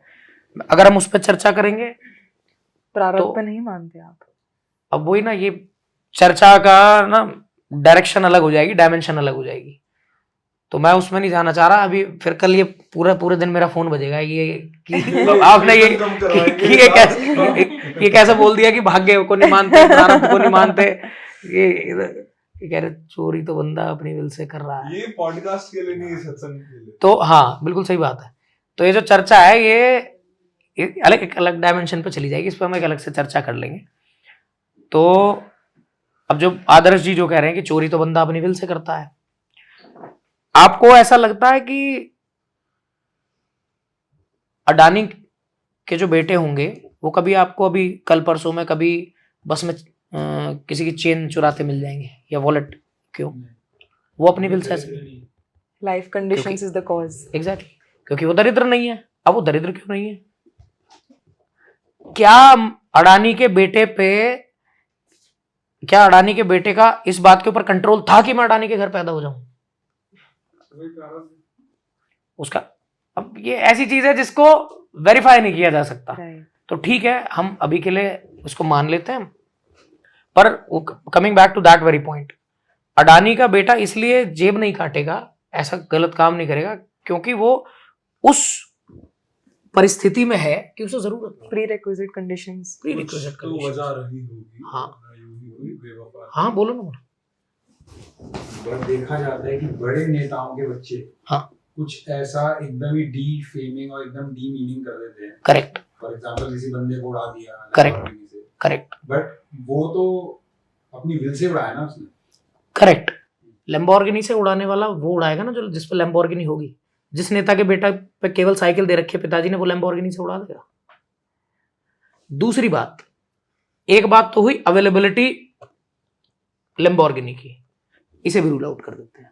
अब मान लो एक नेताजी ऐसे हैं जिन्होंने बेटे को लैम्बोर्गिनी भी दे रखी है, लेकिन बचपन से उन्होंने उस बच्चे को पाठ ऐसा पढ़ाया, प्रातः काल उठ के रघुनाथा माता पिता गुरु नावई माता।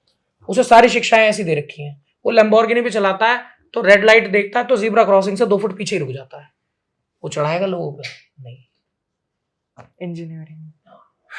तो there is a cause to every effect that is being viewed by us, है ना? तो अगर कोई चोरी कर रहा है, ठीक है, मैं चोरी को प्रमोट नहीं कर रहा, लेकिन मेरा ऐसा मानना है कि जो भी व्यक्ति जैसा जिस स्थिति में अभी है उसे वैसा उसकी परिस्थितियों ने बनाया। मैं इस पर डिबेट करने को तैयार हूँ। ये मेरा एक डाउट है जी। बहुत बढ़िया घर के बच्चे भी चोरी करते हुए पकड़े गए। Correct. For example correct for clubbing, for anything, मतलब कुछ भी, मतलब जो उनके माता पिता उनको रिस्ट्रिक्ट कर रहे हैं, बट वो अब उनको उनका व्यसन बन चुका है तो उसको करना ही है, तो घर में चोरी कर रहा है। करेक्ट। तो ये क्यों? तो हाँ, दोस्तों की संगति। करेक्ट। अगर मान लो उसे संगति ऐसी न मिली होती, तो जो कि अगेन संगति का मिलना बियॉन्ड कंट्रोल है, उसके पेरेंट्स के सर्कल में, उसके स्कूल के सर्कल में, उसके पड़ोस के सर्कल में सारे ही ऐसे होते जो सत्संगति वाले होते, उसे ऐसी संगति ही ना जीवन में मिली होती, उसे पता ही ना होता, तो भी क्या वो घर पे चोरी करके व्यसन कर रहा होता? नहीं। चाहे कार्य अच्छा हो या बुरा, उसका बीज होता है। इस ब्रह्मांड की योजना है ये, ईश्वरीय, हाँ मूल में होगा। ईश्वरीय योजना है इस ब्रह्मांड की कि कोई भी जड़ हो चेतन हो, कुछ भी हो, अगर एक पत्थर भी आज एक जगह रखा है तो ऐसा नहीं है वो कल नहीं था, आज है। कई सालों से धूल का एक एक कण जुड़ा होगा, वो लाखों सालों में पत्थर बना होगा, लेकिन ऐसा नहीं है कि वो धूल के कण कभी आए नहीं और वो सीधा पत्थर बन गया out of nowhere. Assimilation takes time. Exactly, from fine thin air वो एकदम से पत्थर ही प्रकट हो, ऐसा नहीं है। हर चीज के चाहिए बंदा ढूंढने वाला होना चाहिए, एक्सप्लोरर हो बंदा।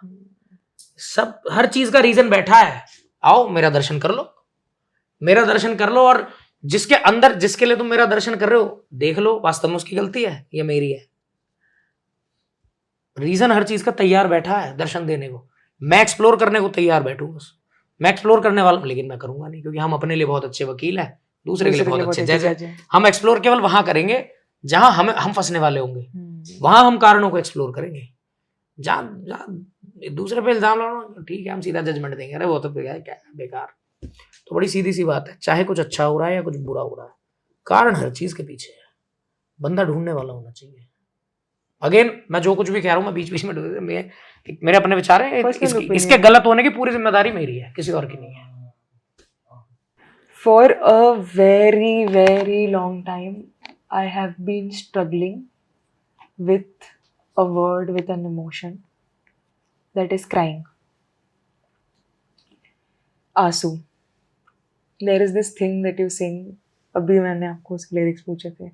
आंसू से अपना याराना पहले भी था आज भी है.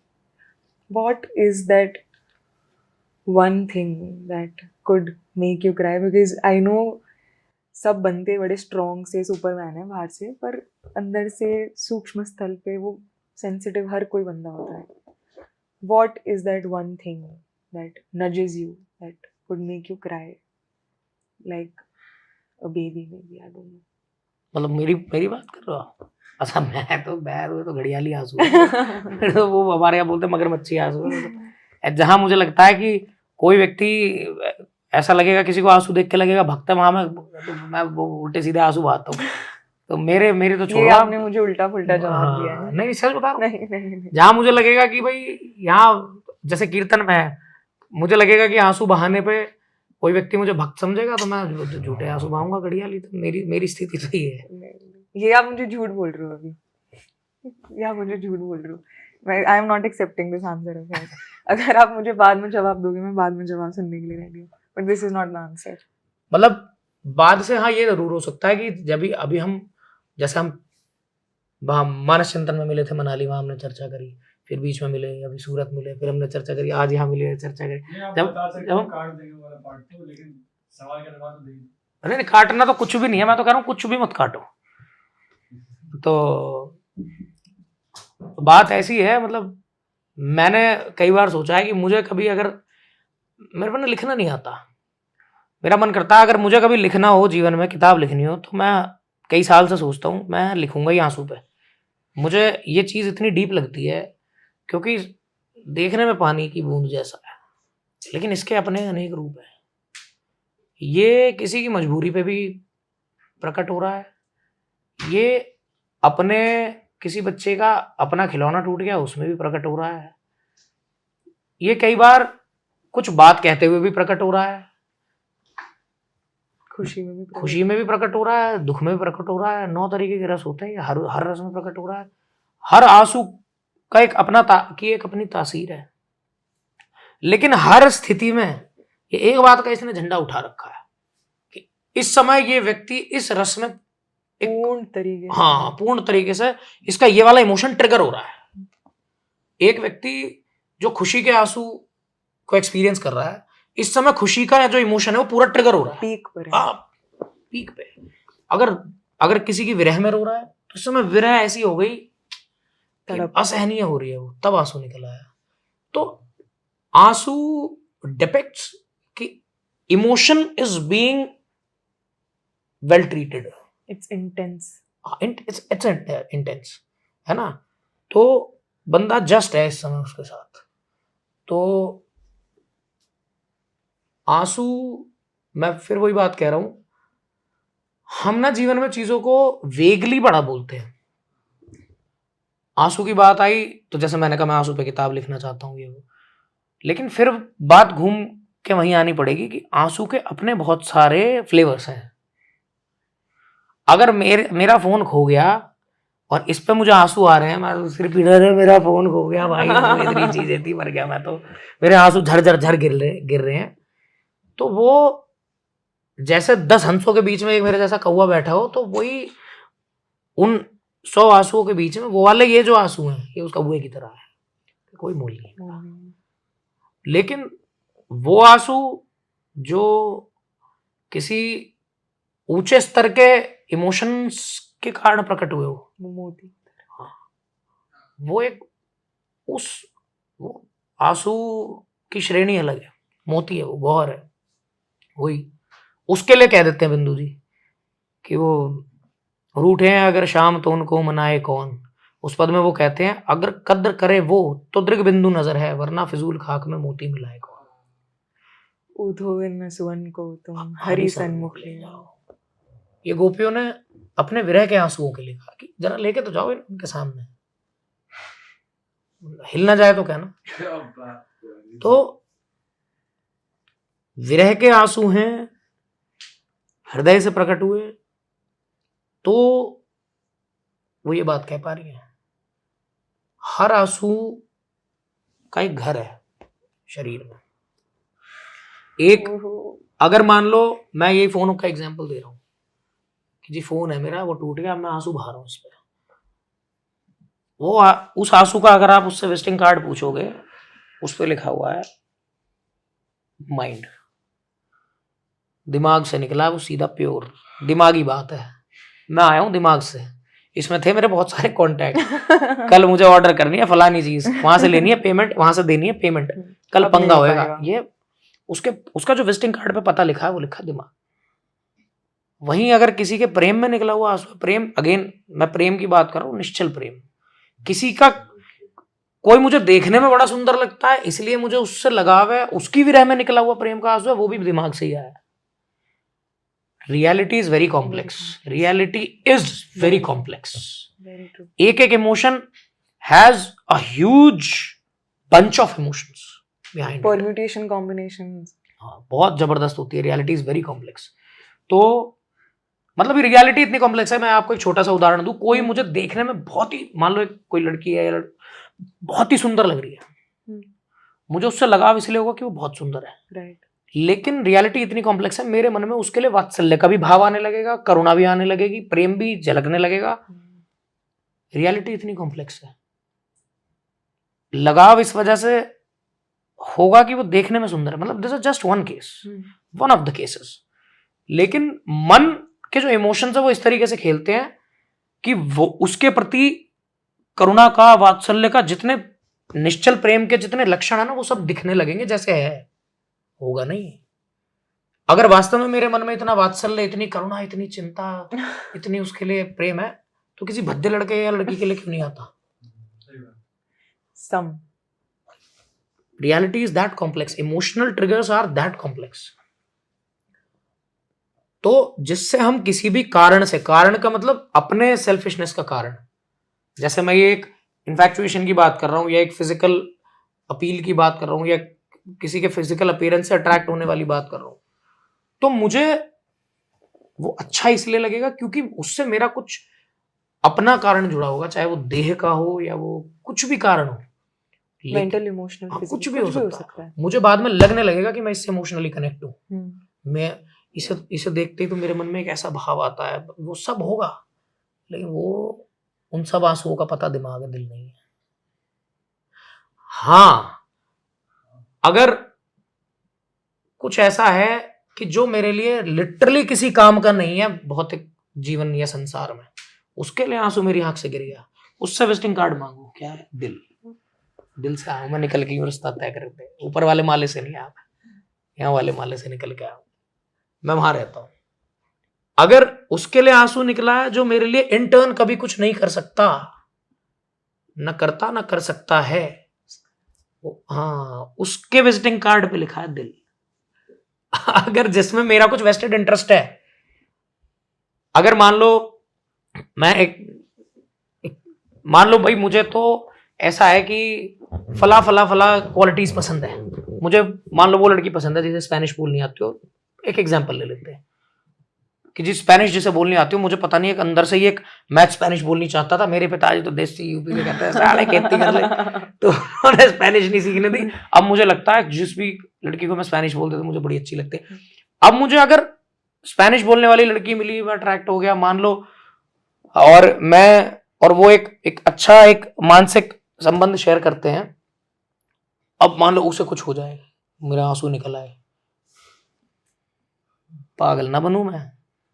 ये सब वेस्टेड इंटरेस्ट है। Right. दुनिया को मैं कह लूं, मैं इस पर पोएट्री लिख लूं, शायरी बोल दूं, वो सब ठीक है, खुद को बहला लूं, दुनिया को बहला लूं, ठीक है, लेकिन आंसू के विजिटिंग कार्ड पे पता दिमाग का ही लिखा है। लेकिन हाँ, जिससे ना मेरा कोई वेस्टेड इंटरेस्ट डायरेक्टली जुड़ा है, ना कभी जुड़ने की संभावना है, ROI हो ही ना, ROI हो ही ना, मुझे लगता है जी कोई रिटर्न नहीं है, ना है ना हो सकता है। लेकिन अगर मैं उसके लिए, मेरा मन अंदर से द्रवित हो रहा है और इतना द्रवित हो गया कि इमोशन इतने ट्रिगर हुआ, आंसू निकल आए, वो उस आंसू के विजिटिंग कार्ड पे उसका पता लिखा है दिल, कि जी मैं हृदय से आया, मैं हृदय से निकल के आया। उन आंसुओं का जो वजन है वो इस धरती के वजन से ज्यादा है, वो तराजू पर रखने में।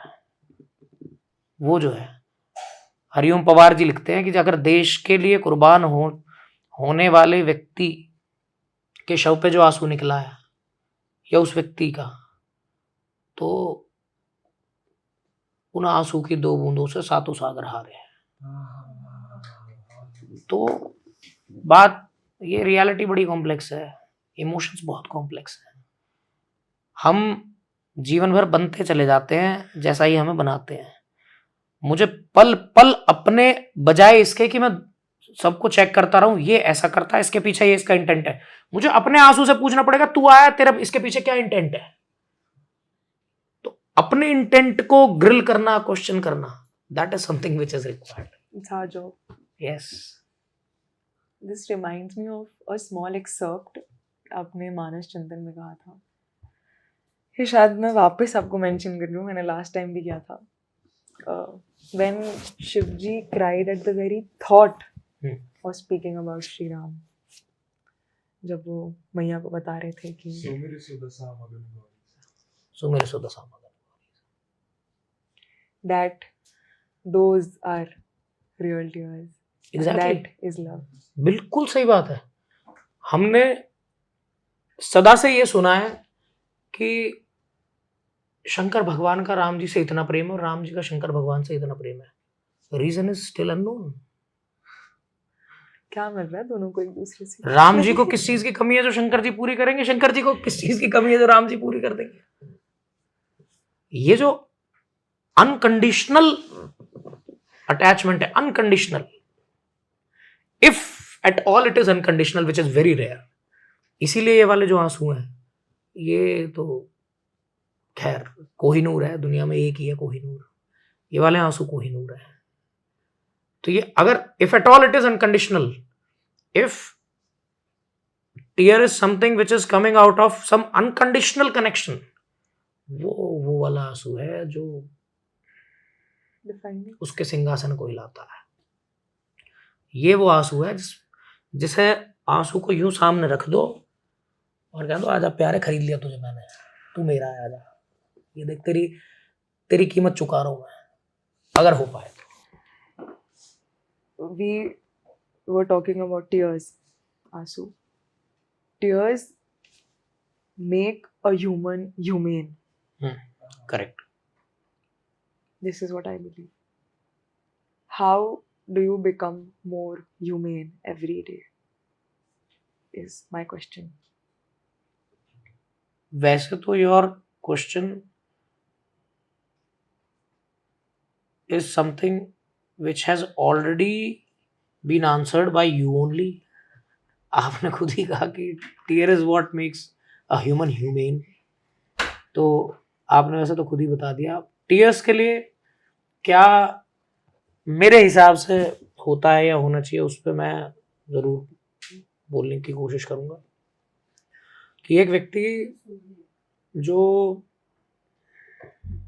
अपने मन को आज समझा रहा है, वो अगर समझाते समझाते समझाते ऐसा हो पाया कि जिस चीज़ पे आज उसके आंसू नहीं निकलते, आज से 6 महीने बाद जब उसने अपने आप को बहुत समझाया, उस पर उसके आंसू निकलने लगे। अगर ये चीज़ थोड़ी सी कॉम्प्लिकेटेड है, मैं इसका एग्जांपल देता हूँ। जैसे एक व्यक्ति है जो अस्पताल में काम करता है, रोज पेशेंट्स को देखता है, अलग अलग पेशेंट्स आते हैं, देखता है। शुरू में आया था, दुख होता होगा, अब रोज देखता है कोई हड्डी टूटी, पैर टूटा, कोई कैसे आ रहा है कुछ, तो अब उस पर फर्क नहीं पड़ता, नॉर्मल सी बात है। एक दिन बहुत ही ज्यादा दर्द की हालत में बहुत सारी हड्डियां टूटी हुई, उसके खुद की मदर उसी हॉस्पिटल में आई, लाए पड़ोसी या घर वाले जो भी है कि भाई उस हॉस्पिटल में तो बेटा ही है इनका, वो आई है, वो दर्द से करा रही है। आज उसके इमोशंस अलग हो गए। आज अगर उनकी स्थिति सुधरी नहीं तो उसकी आंख में आंसू भी आ जाएंगे। तो ये जो डिफरेंस है, ये क्यों आया? वो मूवी है, वो कौन सी, मुन्ना भाई MBBS, उसमें वो जो हॉल है, लेक्चर हॉल, उसमें डॉक्टर J. अस्थाना जो बोमन ईरानी है, वो कहते हैं कि इस हाथ ने हजारों ऑपरेशंस किए हैं, कभी नहीं कांपा, लेकिन अगर मैं अपनी बेटी का ऑपरेशन करूं तो हाथ कांपेगा, राइट। क्योंकि I am emotionally attached to her. तो होता क्या है कि हम क्योंकि बहुत सारी चीजों से इमोशनली अटैच्ड नहीं होते, इसलिए हम पे फर्क नहीं पड़ता, और जहां हमारा वेस्टेड इंटरेस्ट है वहां हम अटैच्ड होते हैं, इसलिए हमें फर्क पड़ता है, आंसू भी आते हैं। बस मुझे प्रयास ये करना है कि ये जो भेद है ना आंसुओं में, ये किसी तरह मिटे। मतलब सीधी सी बात यह है धार्मिक परिप्रेक्ष्य से भी, कि या तो जो आसक्ति मेरी है वो खत्म हो जाए, विरक्ति आ जाएगी, या फिर जितनी जिनमें है उतनी ही बाकियों में भी हो जाए तो भी आसक्ति खत्म हो जाएगी। या तो जिनमें मेरा जितना लगाव है वो खत्म हो जाए तो किसी में भी लगाव नहीं है, सब बराबर, या फिर जितना जिनमें है उतना ही बाकियों में भी हो जाए एक साथ। वैष्णव जन तो तेने कही ये पीर पढ़ाई जहां नहीं रही। तो अगर इन दोनों में से कोई भी एक चीज ऐसी है जो हो पा रही है, तो मेरे आंसू जो हैं वो मेरे अपने के लिए निकलेंगे तो भी समान वजन वाले होंगे, किसी दूसरे के लिए निकलेंगे तो भी समान वजन के होंगे। तो हुआ क्या कि मैंने अपने अभी तक के झूठे घड़ियाली आंसुओं का अपग्रेड कर लिया, उन्हें ऐसा बना लिया जो अब तक अच्छे नहीं लगते थे, अब वो अच्छे लगने लगे। अपने मनोस्थिति सुधार के, अपने मन पे कंट्रोल करके, अपने केवल अपने से जुड़ी हुई चीजों की हाय तौबा को थोड़ा सा कम करके, मतलब मैं अपने जीवन को लेके हाय तौबा जितना मचाता हूँ उसमें मैं जितना कम होता चला जाऊंगा, मतलब मैं उस अपनी हाय तौबा को जितना कम करता चला जाऊंगा, जितनी इच्छाएं कम करता चला जाऊंगा, मेरे आंसू उतने वजनदार होते चले जाएंगे, उतने वजनदार होते चले जाएंगे। और अगर आंसू वजनदार होते चले गए, so that shows that I am improving my self from a human to humane. Evolving. I am positively evolving. I am evolving in a manner that my evolution can be termed as a positive journey from myself being a human to human. ऐसा है, मुझे लगता है ऐसा। पर ओहो। इसके लिए बहुत जतन की जरूरत है, सतत, जिसको आप कहते हो हर वक्त। हाँ, मतलब ऐसा है जैसे जिम जाना होता है कि शुरुआत में बंदा जाके ट्रेडमिल पे चलेगा या फिर पुशअप्स मारेगा या फिर उन्हें डंबल्स को लेके एक्सरसाइज करेगा, तो उसे शुरुआत में दिक्कत होगी। पहले दिन तो आके अगर ज्यादा कर ली तो अपने हाथ पैर लेके पड़ेगा, कहेगा बस बुरा हाल हो गया, फिर दूसरे दिन दिक्कत, तीसरे दिन, लेकिन फिर एक लेवल के बाद दिक्कत कम होनी शुरू हो जाएगी। ऐसा ही है। अभी मेरे एक मित्र हैं, करण शाह नाम है उनका, बॉम्बे में रहते हैं। अभी जब हम लोग गए हुए थे अभी 4-5 दिन पहले बॉम्बे, तो उन्होंने एक बात बताई, वो 8 दिन का व्रत रखते हैं, एक निर्जला, ओके। Not even water. वो 8 दिन का व्रत निर्जला, मैंने कहा यार 8 दिन, चलो एक बार को मैं मान लूं, वैसे तो बहुत डिफिकल्ट है बिना खाना खाए रह ले आदमी, बिना पानी के 8 दिन, ऐसा कैसे हो सकता है? क्योंकि मैंने किसी से सुन लिया था बचपन में कि व्यक्ति, एक सामान्य व्यक्ति 7 मिनट अपनी सांस नहीं रोक सकता, 7 मिनट बिना सांस के नहीं रह सकता, 7 दिन बिना पानी के नहीं रह सकता, और 7 हफ्ते बिना खाने के नहीं रह सकता, ऐसा मैंने सुना था किसी से। तो मैंने कहा यार ये 8 दिन बिना पानी के कैसे रह लेते हो? उन्होंने बताया, मेरे साथ साक्षी भी थी, हम सब थे गाड़ी में, तो उन्होंने बताया कि शुरुआत का 1 दिन ठीक निकल जाता है, कोई दिक्कत नहीं होती, दूसरे दिन असली दिक्कत होनी शुरू होती है, और वो दिक्कत तीसरे दिन इतनी बढ़ जाती है कि असहनीय हो जाता है, कि तीसरे दिन के लास्ट में या फिर चौथे दिन की शुरुआत में आप वो व्रत तोड़ दोगे। लेकिन अगर वो बैरियर क्रॉस हो गया, तो उन्होंने ऐसा कहा कि चौथे दिन से फिर प्यास लगनी बंद हो जाती है। You become familiar with it. You become familiar with not drinking water. मतलब that doesn't then remain that big a task. सहज हो जाता है। सहज हो जाता है। और 5वें दिन 6ठे दिन तो वो कहते हैं प्यास पता ही नहीं होता, कोई पानी रख भी दे तो भी मन नहीं करेगा, ऐसा शरीर हो जाता है। 7वें 8वें दिन उन्होंने कहा कि 6ठे 7वें 8वें दिन तो फिर बंदा एक हाई रहता है, उसका ही नशा हो जाता है। ऐसा उन्होंने कहा कि जब छठा, सातवां, आठवां दिन आपका चल रहा है, इनफैक्ट 5वें से ही, तो आपको ना एक नशा फील होने लगता है, आप उसी में ही पूरा दिन कटता है आपका, एक स्टेट ऑफ नशे में रहोगे आप। ये भी ऐसे ही है, ये यात्रा भी ऐसी है कि शुरू में समस्या है ही, क्योंकि अपने खुद के इमोशंस से लड़ना पड़ता है, अपने अभी तक के जो बिलीफ सिस्टम है उससे लड़ना पड़ता है। हमारा अहंकार है, उस पर तो अभी हमने बात नहीं करी, वो एक अलग ही चीज है, वो भाई साहब एक अलग ही वो भाला लिए मेंटल बैठे नोट है हैं। मेरे हाँ, पास। तो उसका काम ही है कि अब मेरा जो अभी तक का बिलीफ सिस्टम है वो सही है गलत है कैसा भी है, उसे नहीं हिलने दूंगा मैं। अहंकार इज अ सीमेंट, वो तो जोड़ के रखेगा, नहीं भाई मैं तो जो आज तक सोचता हूँ वो ही सही है। कोई लाख तर्क दे दे, लाख राशनल प्रेजेंट कर दे, लाख लॉजिक दिखा दे ना, मैं नहीं हिलूंगा। जो मैं सोचता हूँ वही सही है, जो मैं सोचता हूँ वही सही है, क्योंकि मेरी अंतरात्मा पीड़ा होती है अगर मेरे किसी विचार का खंडन किया जाता है, अहम को चोट अहम को पहुंचती है ना। चोट पहुंचती है।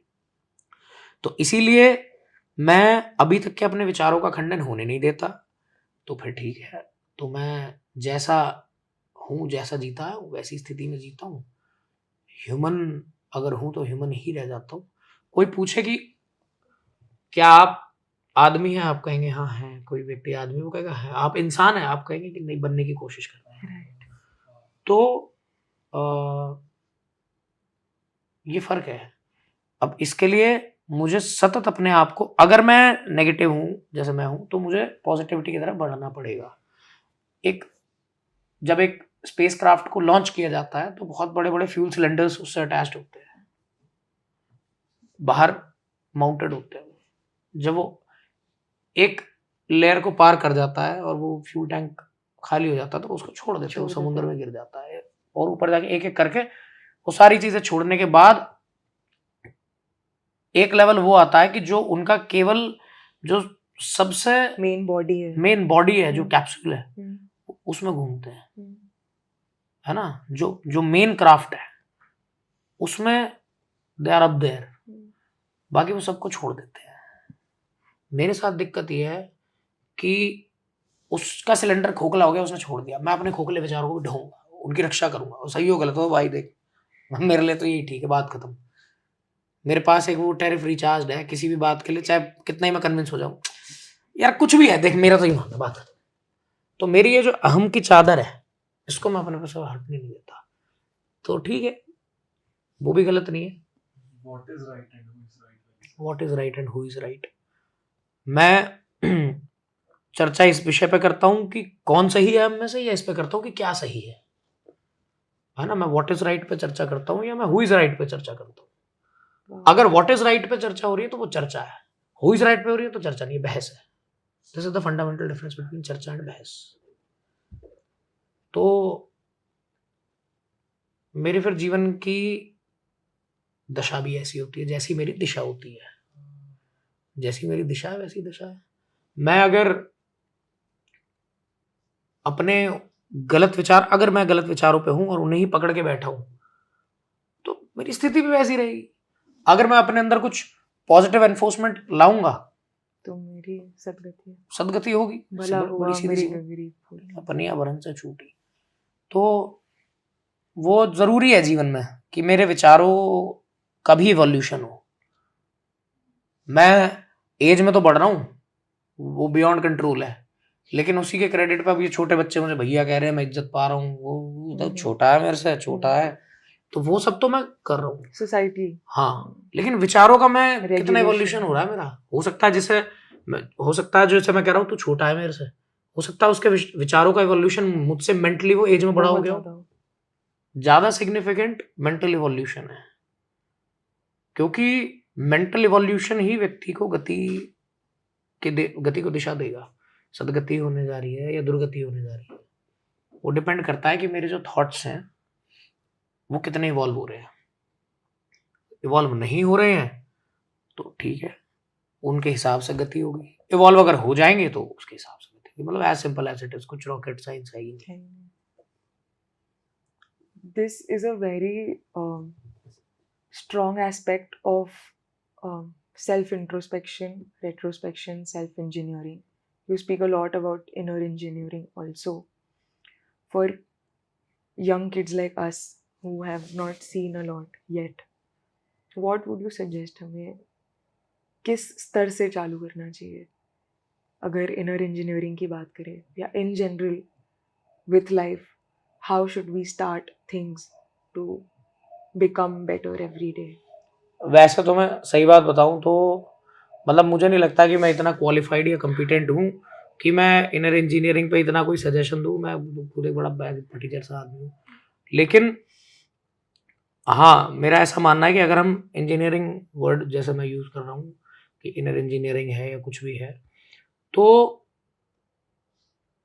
इंजीनियर का एक काम ये है कि एक मशीन है, if the machine is functioning properly that's fine, Right.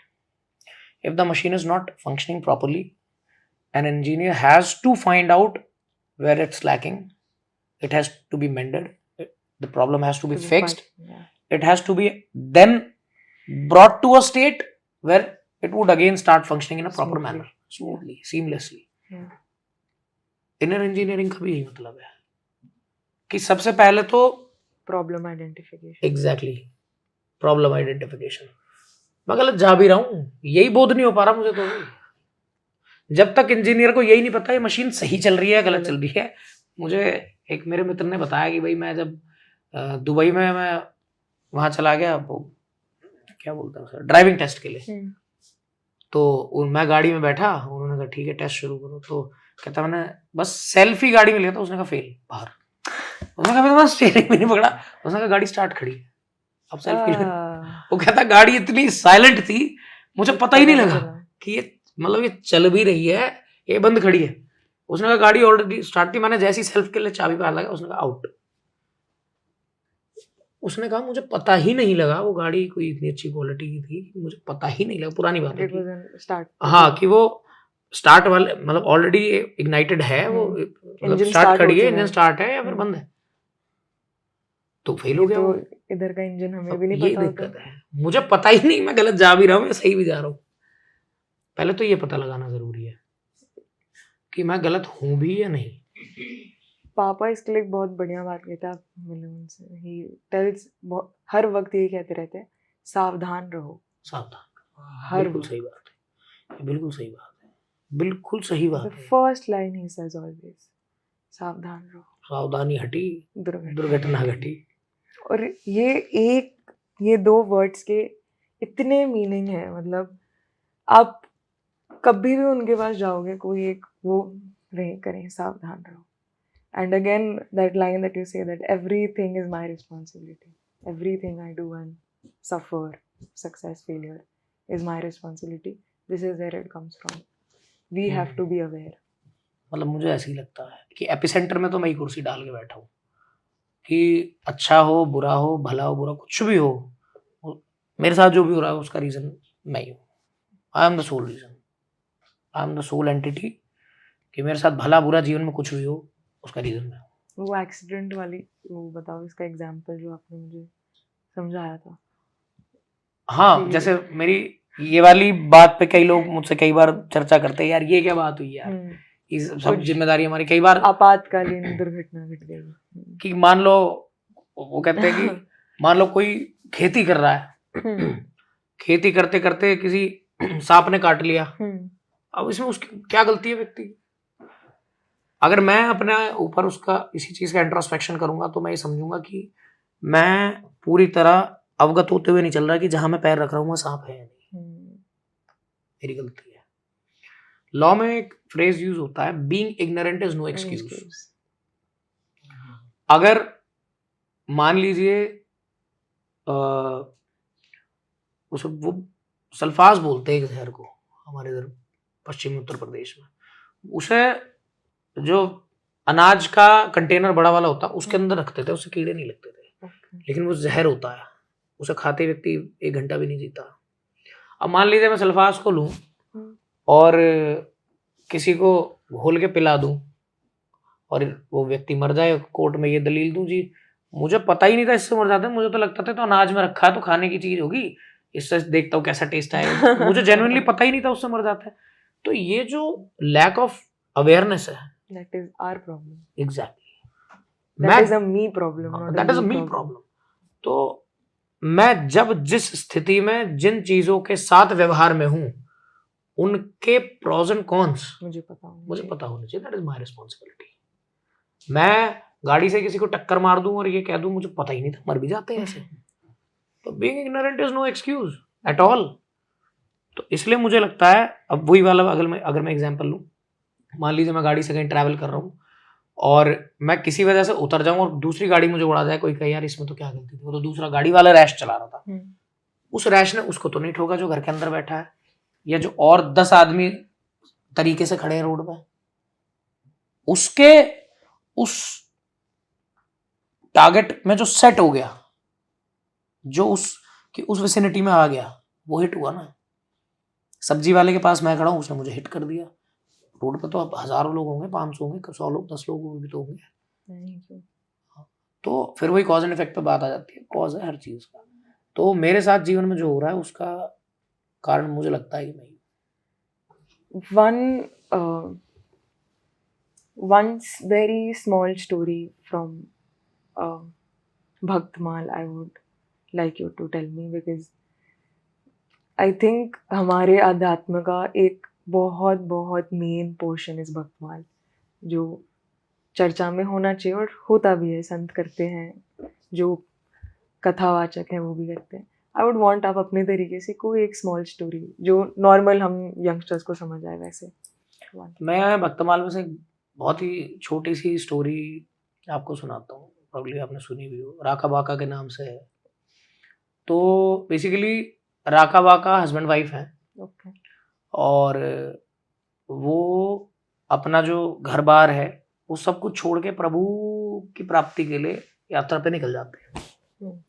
बहुत ही बेहद छोटी स्टोरी है, बिल्कुल छोटी सी.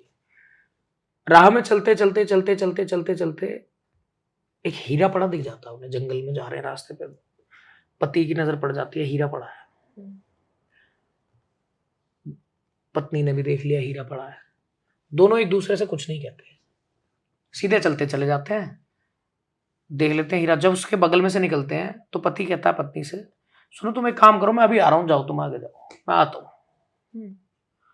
और उस हीरे पे तुरंत उस पत्नी के आगे जाती मिट्टी डाल देता है, उसे ढक देता है. पत्नी को भी पता है वह हीरा है. पीछे मुड़ के देखती है कि कुछ मिट्टी से कुछ कर रहे हैं, शायद इनके मन में लालच आ गया या कुछ हो गया. तो वो वापस आती है, उनसे कहती है कि आप ये क्या कर रहे हो. तो वो कहता है कुछ भी नहीं, मैं तो कुछ भी नहीं कर रहा. तो वो कहती है कि मुझे पता है यहाँ पे हीरा है, मैं जानती हूँ यहाँ पे हीरा है. मैंने इसलिए कुछ आपसे नहीं कहा कि कहीं मैं हीरे के बारे में बताऊं, आप ऐसे होने पर 1% भी आपके मन में लालच ना आए, इसलिए मैं इग्नोर करके आगे चली गई. पति ने कहा, और मैं इसे इसलिए ढक रहा हूं कि कहीं तेरी नजर पड़ के तुझे लालच ना आ जाए, मैं इसलिए इसे ढक रहा हूं कि कहीं ऐसा ना हो 1% भी तेरे मन में इसको लेके लालच आ जाए. बड़ी छोटी सी स्टोरी है, सूत्र बड़ा सुंदर है कि संगति हो तो ऐसी हो. वो ये भी कर सकता था कि इस हीरे से तो मैं और मेरी पत्नी चकाचक टनाटन एकदम लैम्बोर्गिनी, तो ऐसा भी हो सकता था. लेकिन उसने अपनी पत्नी के उत्थान के लिए समझा कि कहीं इसके मन में लालच ना जाए, इसकी सदगति में बाधा बन जाएगा. उसने पत्नी के उत्थान के लिए उसको ढक दिया. The road not taken. The road not taken. और पत्नी ने पति के उत्थान के लिए ऐसा जैसे पता ही नहीं हो, देखते हुए भी पति को नहीं बताया कि यहाँ पे ही है. उसने उसकी सदगति के बारे में सोचा, उसने उसकी सदगति. This is love. This is love. Purely this is love. तो बड़ी छोटी सी स्टोरी थी ये, लेकिन है बड़ी अपनाने लायक चीज़ कि इसका एक पक्ष ये भी है, एक डायमेंशन इसका ये भी है कि प्रभु के प्राप्ति के रास्ते में भी संगति का क्या रोल है. हमें कितना प्रभु की प्राप्ति के लिए भी कितना मटेरियलिस्टिक चीजों को छोड़ना है, किसे पकड़ना है, किसे छोड़ना है. संगति का उसमें कितना रोल है। कितना बड़ा सपोर्ट है इसका। तो बस ये स्टोरी है तो छोटी सी, कहीं रंका बंका के नाम से, कहीं राका बाका के नाम से, लेकिन है छोटी सी, गागर में सागर, छोटी सी स्टोरी है। सीखने को बहुत बड़ी सीख है कि हम जब अनरीजनेबली पति अगर किसी पर अत्याचार कर रहा है तो पत्नी क्या ये कह रही है, अरे कुछ भी करते हो, मुझे तो कुछ नहीं कहते ना, कोई बात नहीं, किसी को कुछ भी कहते हो, मुझे कुछ नहीं कहते, मुझे बस ये ठीक है, मेरे लिए तो बहुत अच्छे हैं। या अनरीजनेबली पत्नी अपने जीवन में कुछ गलत कर रही है तो पति ये कहता है कोई नहीं, अरे यार वो उसकी अपनी लाइफ है, मेरे साथ तो ठीक है ना, मैं क्यों तो ठीक है, ठीक है, ये गति खराब। या फिर अपने उत्थान के, अपने देखो जो उस ये चाह रहा उसे लालच ना है हीरे का, तो मतलब उसे तो पहले ही नहीं है, तो अपने साथ उसका भी उत्थान करके हाथ पकड़ के लेके जा रहा है, या अपने साथ उसे भी गर्त में डाल रहा है। ऐसे I don't completely remember, there is this book Yajnaseni करके, इट्स अबाउट द्रौपदी। बहुत अलग पर्सपेक्टिव में वो बुक लिखी गई है। ये बुक के बारे में मुझे अम्बरीश जी के से पता चला था। उन्होंने एक पूरी कथा की थी जिसमें उन्होंने फर्स्ट पार्ट के फर्स्ट सूत्र में उन्होंने इस बुक के बारे में मेंशन किया था, and that's how I knew about it. भैया, you won't believe that book starts with a letter. Draupadi writes it to Shri Krishna, and throughout the book you will find a lot of flaws in it, कि आपको लगेगा कि उस time कैसे होता था, कुछ चीज़ें नहीं समझ आएगी, कुछ चीज़ों से आप अग्री नहीं करोगे, but that book really shows what love is. I would really ask you to read it. The way एक उसमें बहुत छोटा सा, बहुत टाइम पहले पढ़ी थी मैंने, उसमें एक छोटा सा ऐसा था कि Draupadi was walking in the jungle and she always felt that there was Arjun around. Arjun शायद तब इंद्र के पास गए थे, वो कुछ शस्त्र या कुछ करने के लिए, and all along it was Shri Krishna, all along, and she felt that it was her love and it was Arjun, but Shri Krishna उसके साथ हर कदम पे थे, and he never made her feel that I am, मतलब ऐसे physically there, but सूक्ष्म रूप में वो हमेशा उनके साथ थे। कभी जैसे आपने डिसीजंस को लेके, जैसे उन्होंने कवर अप किया राका बाका ने, द्रौपदी के लिए श्री कृष्ण ने भी वैसी कई चीजें की थी that defines what true love is. For everyone who is very close to me, I tell them to read this book, and I would want you to once take out some time and Definitely. read this book from the very start, and the way it ends, I could not stop crying. मतलब उसमें एक ऐसा भी है कि कुछ letter लिखा था श्री कृष्ण ने उनके लिए, वो भी इतना ब्यूटीफुल, शायद हम वो मोहब्बत कर ही नहीं सकते जो कृष्ण और कृष्णा ने उस बुक में की है। इवन वो सखी जो उसे कहते हैं ना, उसका सही मायना उसमें बताया है। It's just very beautiful. So I'll give it a read. Please do. Sometimes I really feel that through all the adversities that God puts us through, there is some way in which there's a small light that shows us direction, and we satisfy ourselves with the road not taken that I just said. But the road we take, it's either predetermined or free will, I don't know. That's again debatable. Yeah, that's debatable. But wherever it takes us, I always think that somewhere he holds our hand, and he's there. ऐसा कहते हैं ना कि इसके शायद एक शेर भी है कि लाख मुसीबत दो पर, मतलब उससे लड़ने की क्षमता भी तुम्हें ही देनी पड़ेगी, ऐसा कुछ तो है, कुछ है ऐसा। It is just too heartwarming. I will gift you that book. हाँ चलो, thank you so much. Thanks in advance. One अभी आपने वो वाली तो लाइन बता दी, where you believe that you are the epicenter of all the mistakes or Whatever is happening to me. another one foundational belief that you always hold on to in life, which makes you clench to your beliefs and वो नहीं हटता है, मुसीबतों से सामना करने का हौसला देता है, वो क्या है वो चीज़? मैं एक और बड़ा इम्पोर्टेंट थॉट है मेरी लाइफ में कि बड़ा है, अजीब सा ही है लेकिन ठीक है, अब मेरे साथ वो जुड़ा हुआ है तो मैं शेयर कर देता हूँ कि even if you think you are good, I'm not saying that you are good. Even if you think you are good, always be ready and expect that bad things will happen to you. मतलब road mostly taken तो ये है कि जी मैं तो बहुत अच्छे अच्छे काम करे, मेरे साथ गलत होगा ही नहीं, और जब होता तो यार मेरे साथ क्यों गलत होता है, लो तो आज से मैं अच्छे काम ही करने बंद कर देता हूँ। अरे बहुत अच्छे काम करके देखे यार, कुछ हाथ नहीं लगता, लोगों का बहुत किया, जितना किसी के लिए किया उतनी गाली पड़ी, उसी ने धोखा दिया। मैं तो भाई करना ही छोड़ दिया, मैंने तो लोगों पे विश्वास ही करना छोड़ दिया, मैंने तो लोगों के साथ भलाई करना छोड़ दिया। जिसके साथ भी भला किया उसने लात ही मारी, हमें तो नहीं आती समझ बात। तो एक अप्रोच तो ये है, दूसरी अप्रोच ये है कि महात्मा बुद्ध कहते हैं कि expectations are the root cause of all sorrows. I am going to be very sad because something is happening bad to me and I have not expected that to happen, just because I already had that picture in my mind that I have worked so well for others, I have tried doing so well and good for others, so why would I be subjected to such harsh ordeals? And probably just because I have done something good, that's probably not done, but I think that I have done something good, so I expect good to happen. I expect good things to happen to me as well. तो मैं बस दुख के लिए तैयार हूँ फिर भयंकर।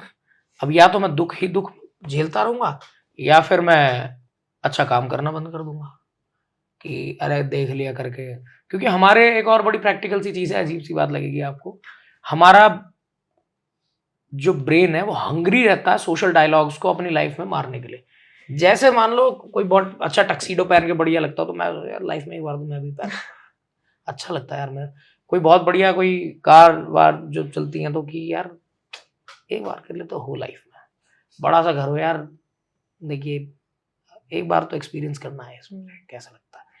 तो हमारे मेंटल डिजायर्स ड्राफ्टेड ही इस तरीके से होते हैं कि जो चीज़ हमने लाइफ में अभी तक औरों को करते देखा है या हमारे एक्सपीरियंस में कि यार हम अपने आप से कहीं ना कहीं हमें कई बार पता भी नहीं होता अपने इंटरनल डिजायर्स का, लेकिन दिमाग चाहता है उनको रिपीट करना। जैसे कोई हल्का सा हमारे साथ बुरा करे तो अब हम एलिजिबल हो गए ये डायलॉग बोलने के लिए कि चार दोस्तों में कह सकें यार ये बंदा सही नहीं है, देख लिया दुनिया को यार, कोई किसी का नहीं है। तो ये एक मतलब इम्प्लिसिट डिजायर्स होते हैं इंसान के, ये मैं आपसे थोड़ी डीप साइकोलॉजी की बात कर रहा हूँ, ये होते हैं। हल्का सा अभी किसी की 2 फोन नहीं उठाए, अब वो 4 दोस्तों में यार बस यही मुझे चीज पसंद नहीं आती, मतलब या हम पागल है फोन, अब उसका इस बात पे ध्यान नहीं जा रहा हो कहीं बिजी है नहीं है या कुछ भी है, उसे अब वो एलिजिबल हो गया वो सोशल डायलॉग बोलने के लिए। तो इसके पीछे की साइकोलॉजी भी है क्योंकि हम एक्सपेक्ट ये करते हैं कि हमारे साथ तो अच्छा ही हो, इररिस्पेक्टिव हमने अच्छा किया बुरा किया।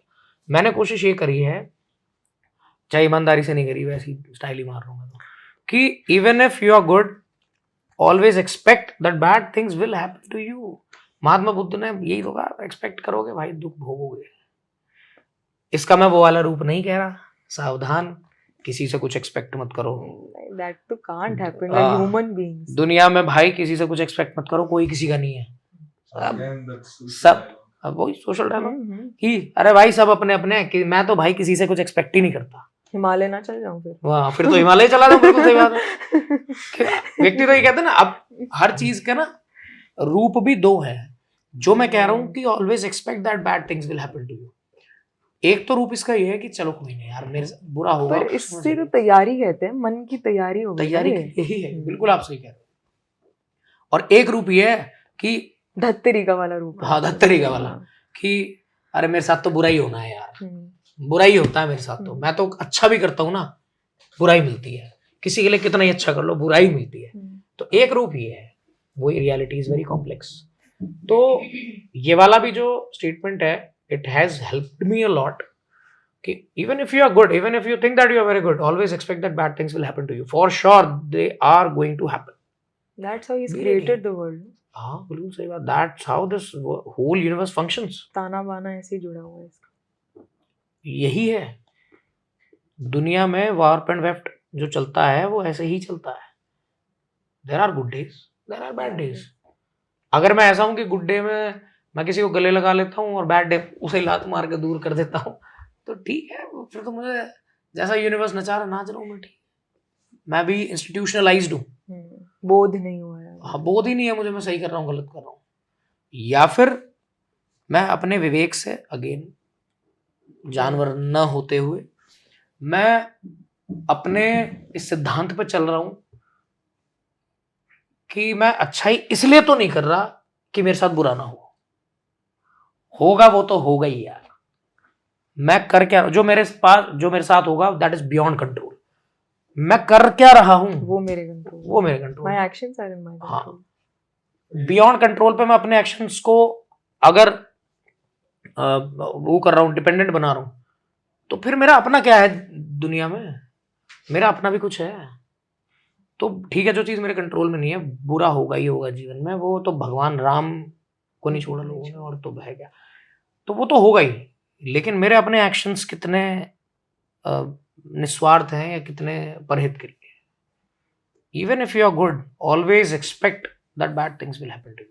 मतलब मैं ये नहीं कह रहा होनी चाहिए, but that's how this world is, that's how this universe functions. Bad things are bound to happen to you. You are bound to be subjected to bad things happening to you.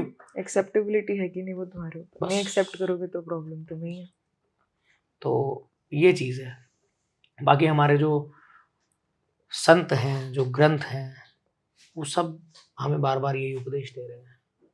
जितने भी, चाहे वो भगवान श्री राम हो, भगवान श्री कृष्ण हो, या और भी भगवान के जो अनेकों अवतार हैं, कोई एक अवतार ऐसा नहीं है जो अवतार आए हो सुख भोग के चले गए हों.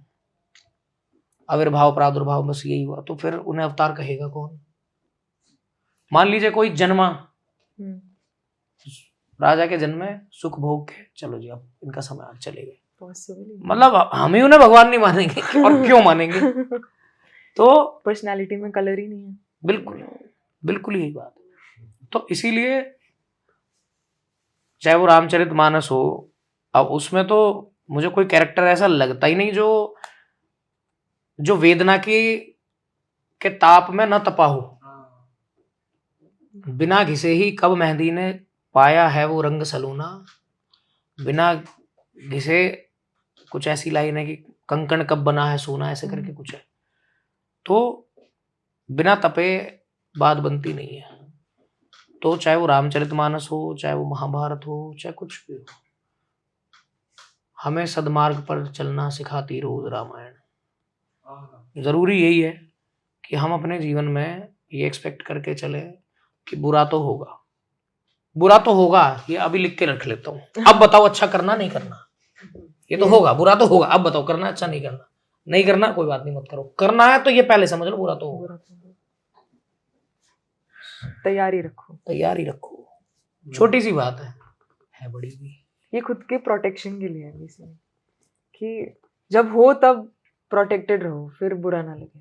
आप इम्यून हो जाओगे पहली बात तो इसी सोशल डायलॉग से. राइट. तो वैक्सीनेशन है. I would want you to speak about Ahankar and Prem, but I know that is going to take a lot of time. Because you mentioned Manas, Chintan and Ramcharitmanas, I would want us to end this podcast and just once reiterate your favorite और एक मानस चिंतन की चौपाई, जो मानस की चौपाई आपको जो भी पसंद हो, whatever. वैसे तो मानस की जितनी भी चौपाई हैं अपने, सारी आपकी फेवरेट है. मतलब खैर तो पता भी नहीं है सारी, लेकिन जितनी भी चौपाई किसी की वजह से मेरे सामने आती हैं तो वो मुझे लगभग सारी अच्छी लगती हैं. उनमें से कोई एक अगर मुझे चुननी हो तो उद्देश्य के रूप में हाँ मैं इसे जरूर चुनूंगा कि सिया राम मैं सब जग जानी, करहूं प्रणाम जोर जुग पानी। क्योंकि टारगेट अगर सेट है तो मैं प्लान कर पाऊंगा। I will be able to plan well only when I would be having clarity as to what my target is. तो to see this chaupai as a target, ये गोस्वामी जी शुरू में ही कहते हैं मानस में, सिया राम में सब जग जानी, करो प्रणाम जोर जुग पानी। कि मैं इस दुनिया में जड़ चेतन गुण दोष सबको सिया राम जी का रूप मान के प्रणाम करो। बुरों को, भलों को, अच्छे को, बुरे को, बड़े को, छोटे को, आगे वाले को, पीछे वाले को, बूढ़े को, जवान को, बच्चे को, जानवर को, पेड़ पौधों को, इंसान, सिया राम मैं सबको ही सिया राम मान के सबको ही प्रणाम कर, सबको ही प्रणाम कर रहा हूं। सिया राम में सब जग जानी, करो प्रणाम जोर जुग पानी। मैं इन हाथों को जोड़ के सबको ही प्रणाम कर रहा हूं। एज ए टारगेट ये कितना ज्यादा सुंदर है, मतलब शून्यता है इसमें। फिर इस पॉडकास्ट के शुरू में आ जाएंगे हम, जब पैदा होने से पहले और पैदा होने के तुरंत बाद शून्यता के अनुभव में व्यक्ति के लिए कोई भेदभाव नहीं होता। एक छोटा बच्चा जो अभी पैदा हुआ है, उसके सामने कोई अमीर आ जाए, उसे कोई अमीर गोद में ले ले या फिर कोई कूड़ा चुगने वाला गोद में ले ले, सब समान है, सब समान है उसके लिए। उसे कोई ज्ञानी अज्ञानी, मतलब वो भेद नहीं करता। एक व्यक्ति जो मरणासन्न हो, बिल्कुल मृत्यु के द्वार पे हो या मृत हो चुका हो, उसे भेद नहीं। अगर मृत शरीर है, शून्य से मिल गया वो, तो अब चाहे उसे कोई गाली दे, कोई लात मारे या उसे फूलों के हार पहनाए, उसे प्रणाम करे, वो अपने उसी सहज शून्य में है। तो गोस्वामी जी कह रहे हैं सिया राम में सब जग जानी, की भेद मिट गया, इस चौपाई में भी भेद मिट रहा है। वो कह रहे हैं सब जग में तो गुण भी है, दोष भी है, जड़ भी है, चेतन, सबको प्रणाम है। तो एज अ टारगेट ये चौपाई जो है, ये मतलब मुझे लगता है सुंदर है, सारी ही सुंदर है। एक अपनी चीटी जैसी समझ से मुझे ये ज्यादा अच्छी लग रही है बस। I really want to thank you. मैं उससे ज्यादा आपको थैंक करना चाहता हूँ। आपने इतनी मेरी बातें सुन ली, कुछ इसमें है नहीं ऐसा विशेष। My ears are thanking you right now. Really. आपका बहुत बहुत धन्यवाद, प्रणाम। Thank you so much for tuning in. I hope you had a beautiful time listening to Manish Bhaiya. I can't thank him enough. During my conversation with him, we were surrounded by some beautiful people and we had some really candid conversations. And it was not a normal podcast setup. It was something very, very, very much more beautiful than it. I hope, like I started my podcast with, I hope you pick up that one thing from it and it just sticks to you. Like a lot of things have stuck to me.